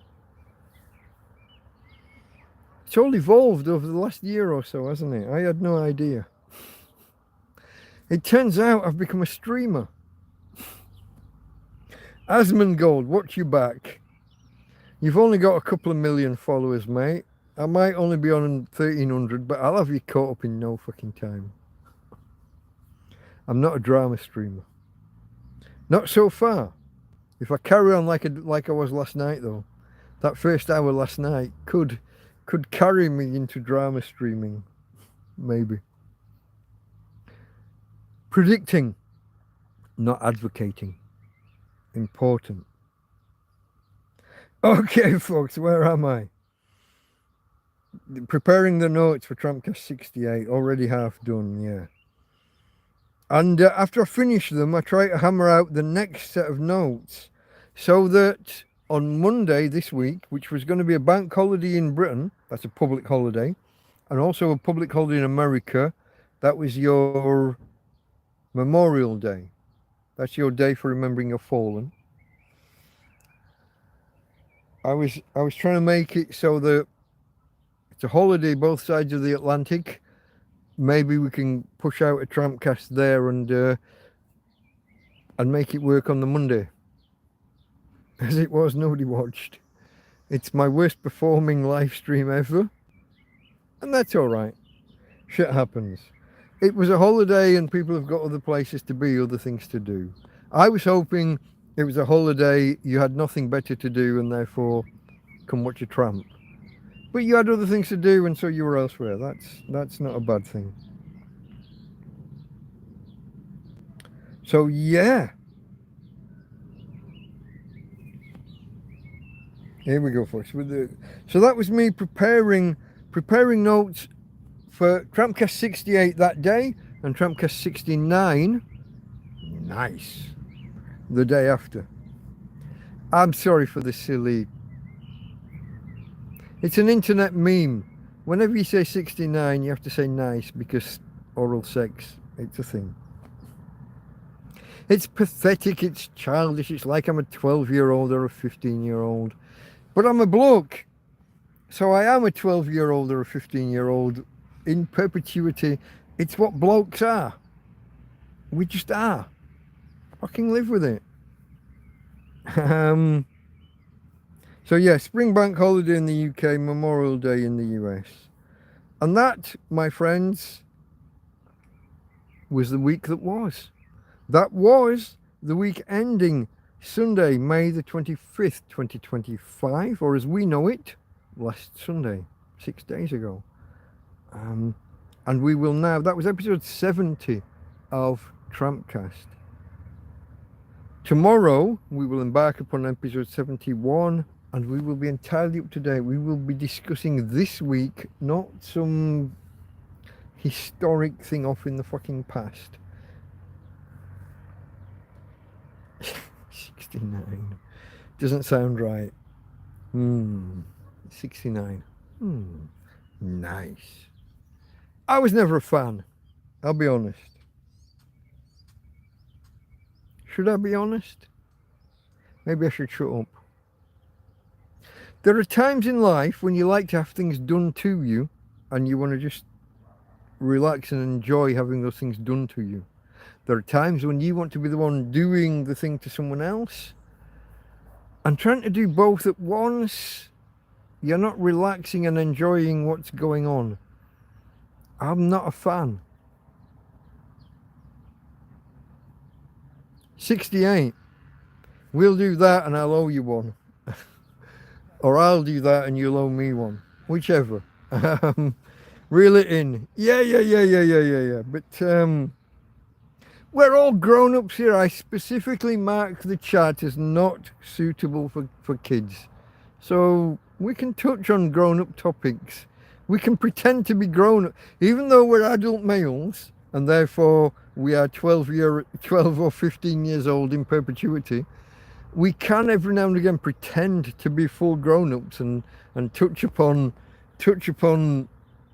adult topics. Whether we should or not, that's a separate... Both of my ankles at the minute are itching like fuck. Something's eating at me. I've got the mosquito net closed this side, but we're wide open ahead of me, the other side. Oh. Yeah. Oh. You know when you have a scratch and it feels good? That's bad. The insects are on you trying to get you to stimulate blood flow so then they can come back and feed. But the scratching just feels so good sometimes you can't stop. What can you do, folks? Okay, the guests are leaving. As I suggest, folks, or as I stated earlier, there will not be a TrampCast hangout tonight because it's bigclive.com on, what's it called? I can't remember the name of it. Somebody, quick. It's a streaming platform that's not YouTube. It begins with T, ends with T, and has got letters in between. Can't remember. Big Clive, Twitch. Oh, it doesn't end with T. It just sounds like it ends with T. Bigclive.com, where .com is a word, D-O-T. Bigclive, all words, all letters, over on Twitch. And 1.5 hours later, so that's 10 o'clock Spanish time, 9 o'clock UK, 3 o'clock Eastern in America. 1.5 hours later, approximately, Scruff Dog with a single F, SCRUF dog, Scruff Dog, he's on Twitch and he's on YouTube. He picks up and we have a herbalicious hangout and just chat the shit. Scruff Dog's night, not mine. That's why I'm not doing a hangout after this. It's not my night. I'm not going to tread on. It's been really... Apparently we were disconnected. Hopefully not for long. I'm not going to tread on Scruff Dog's toes. He's the bigger streamer. He's got far more viewers than me, knocking up far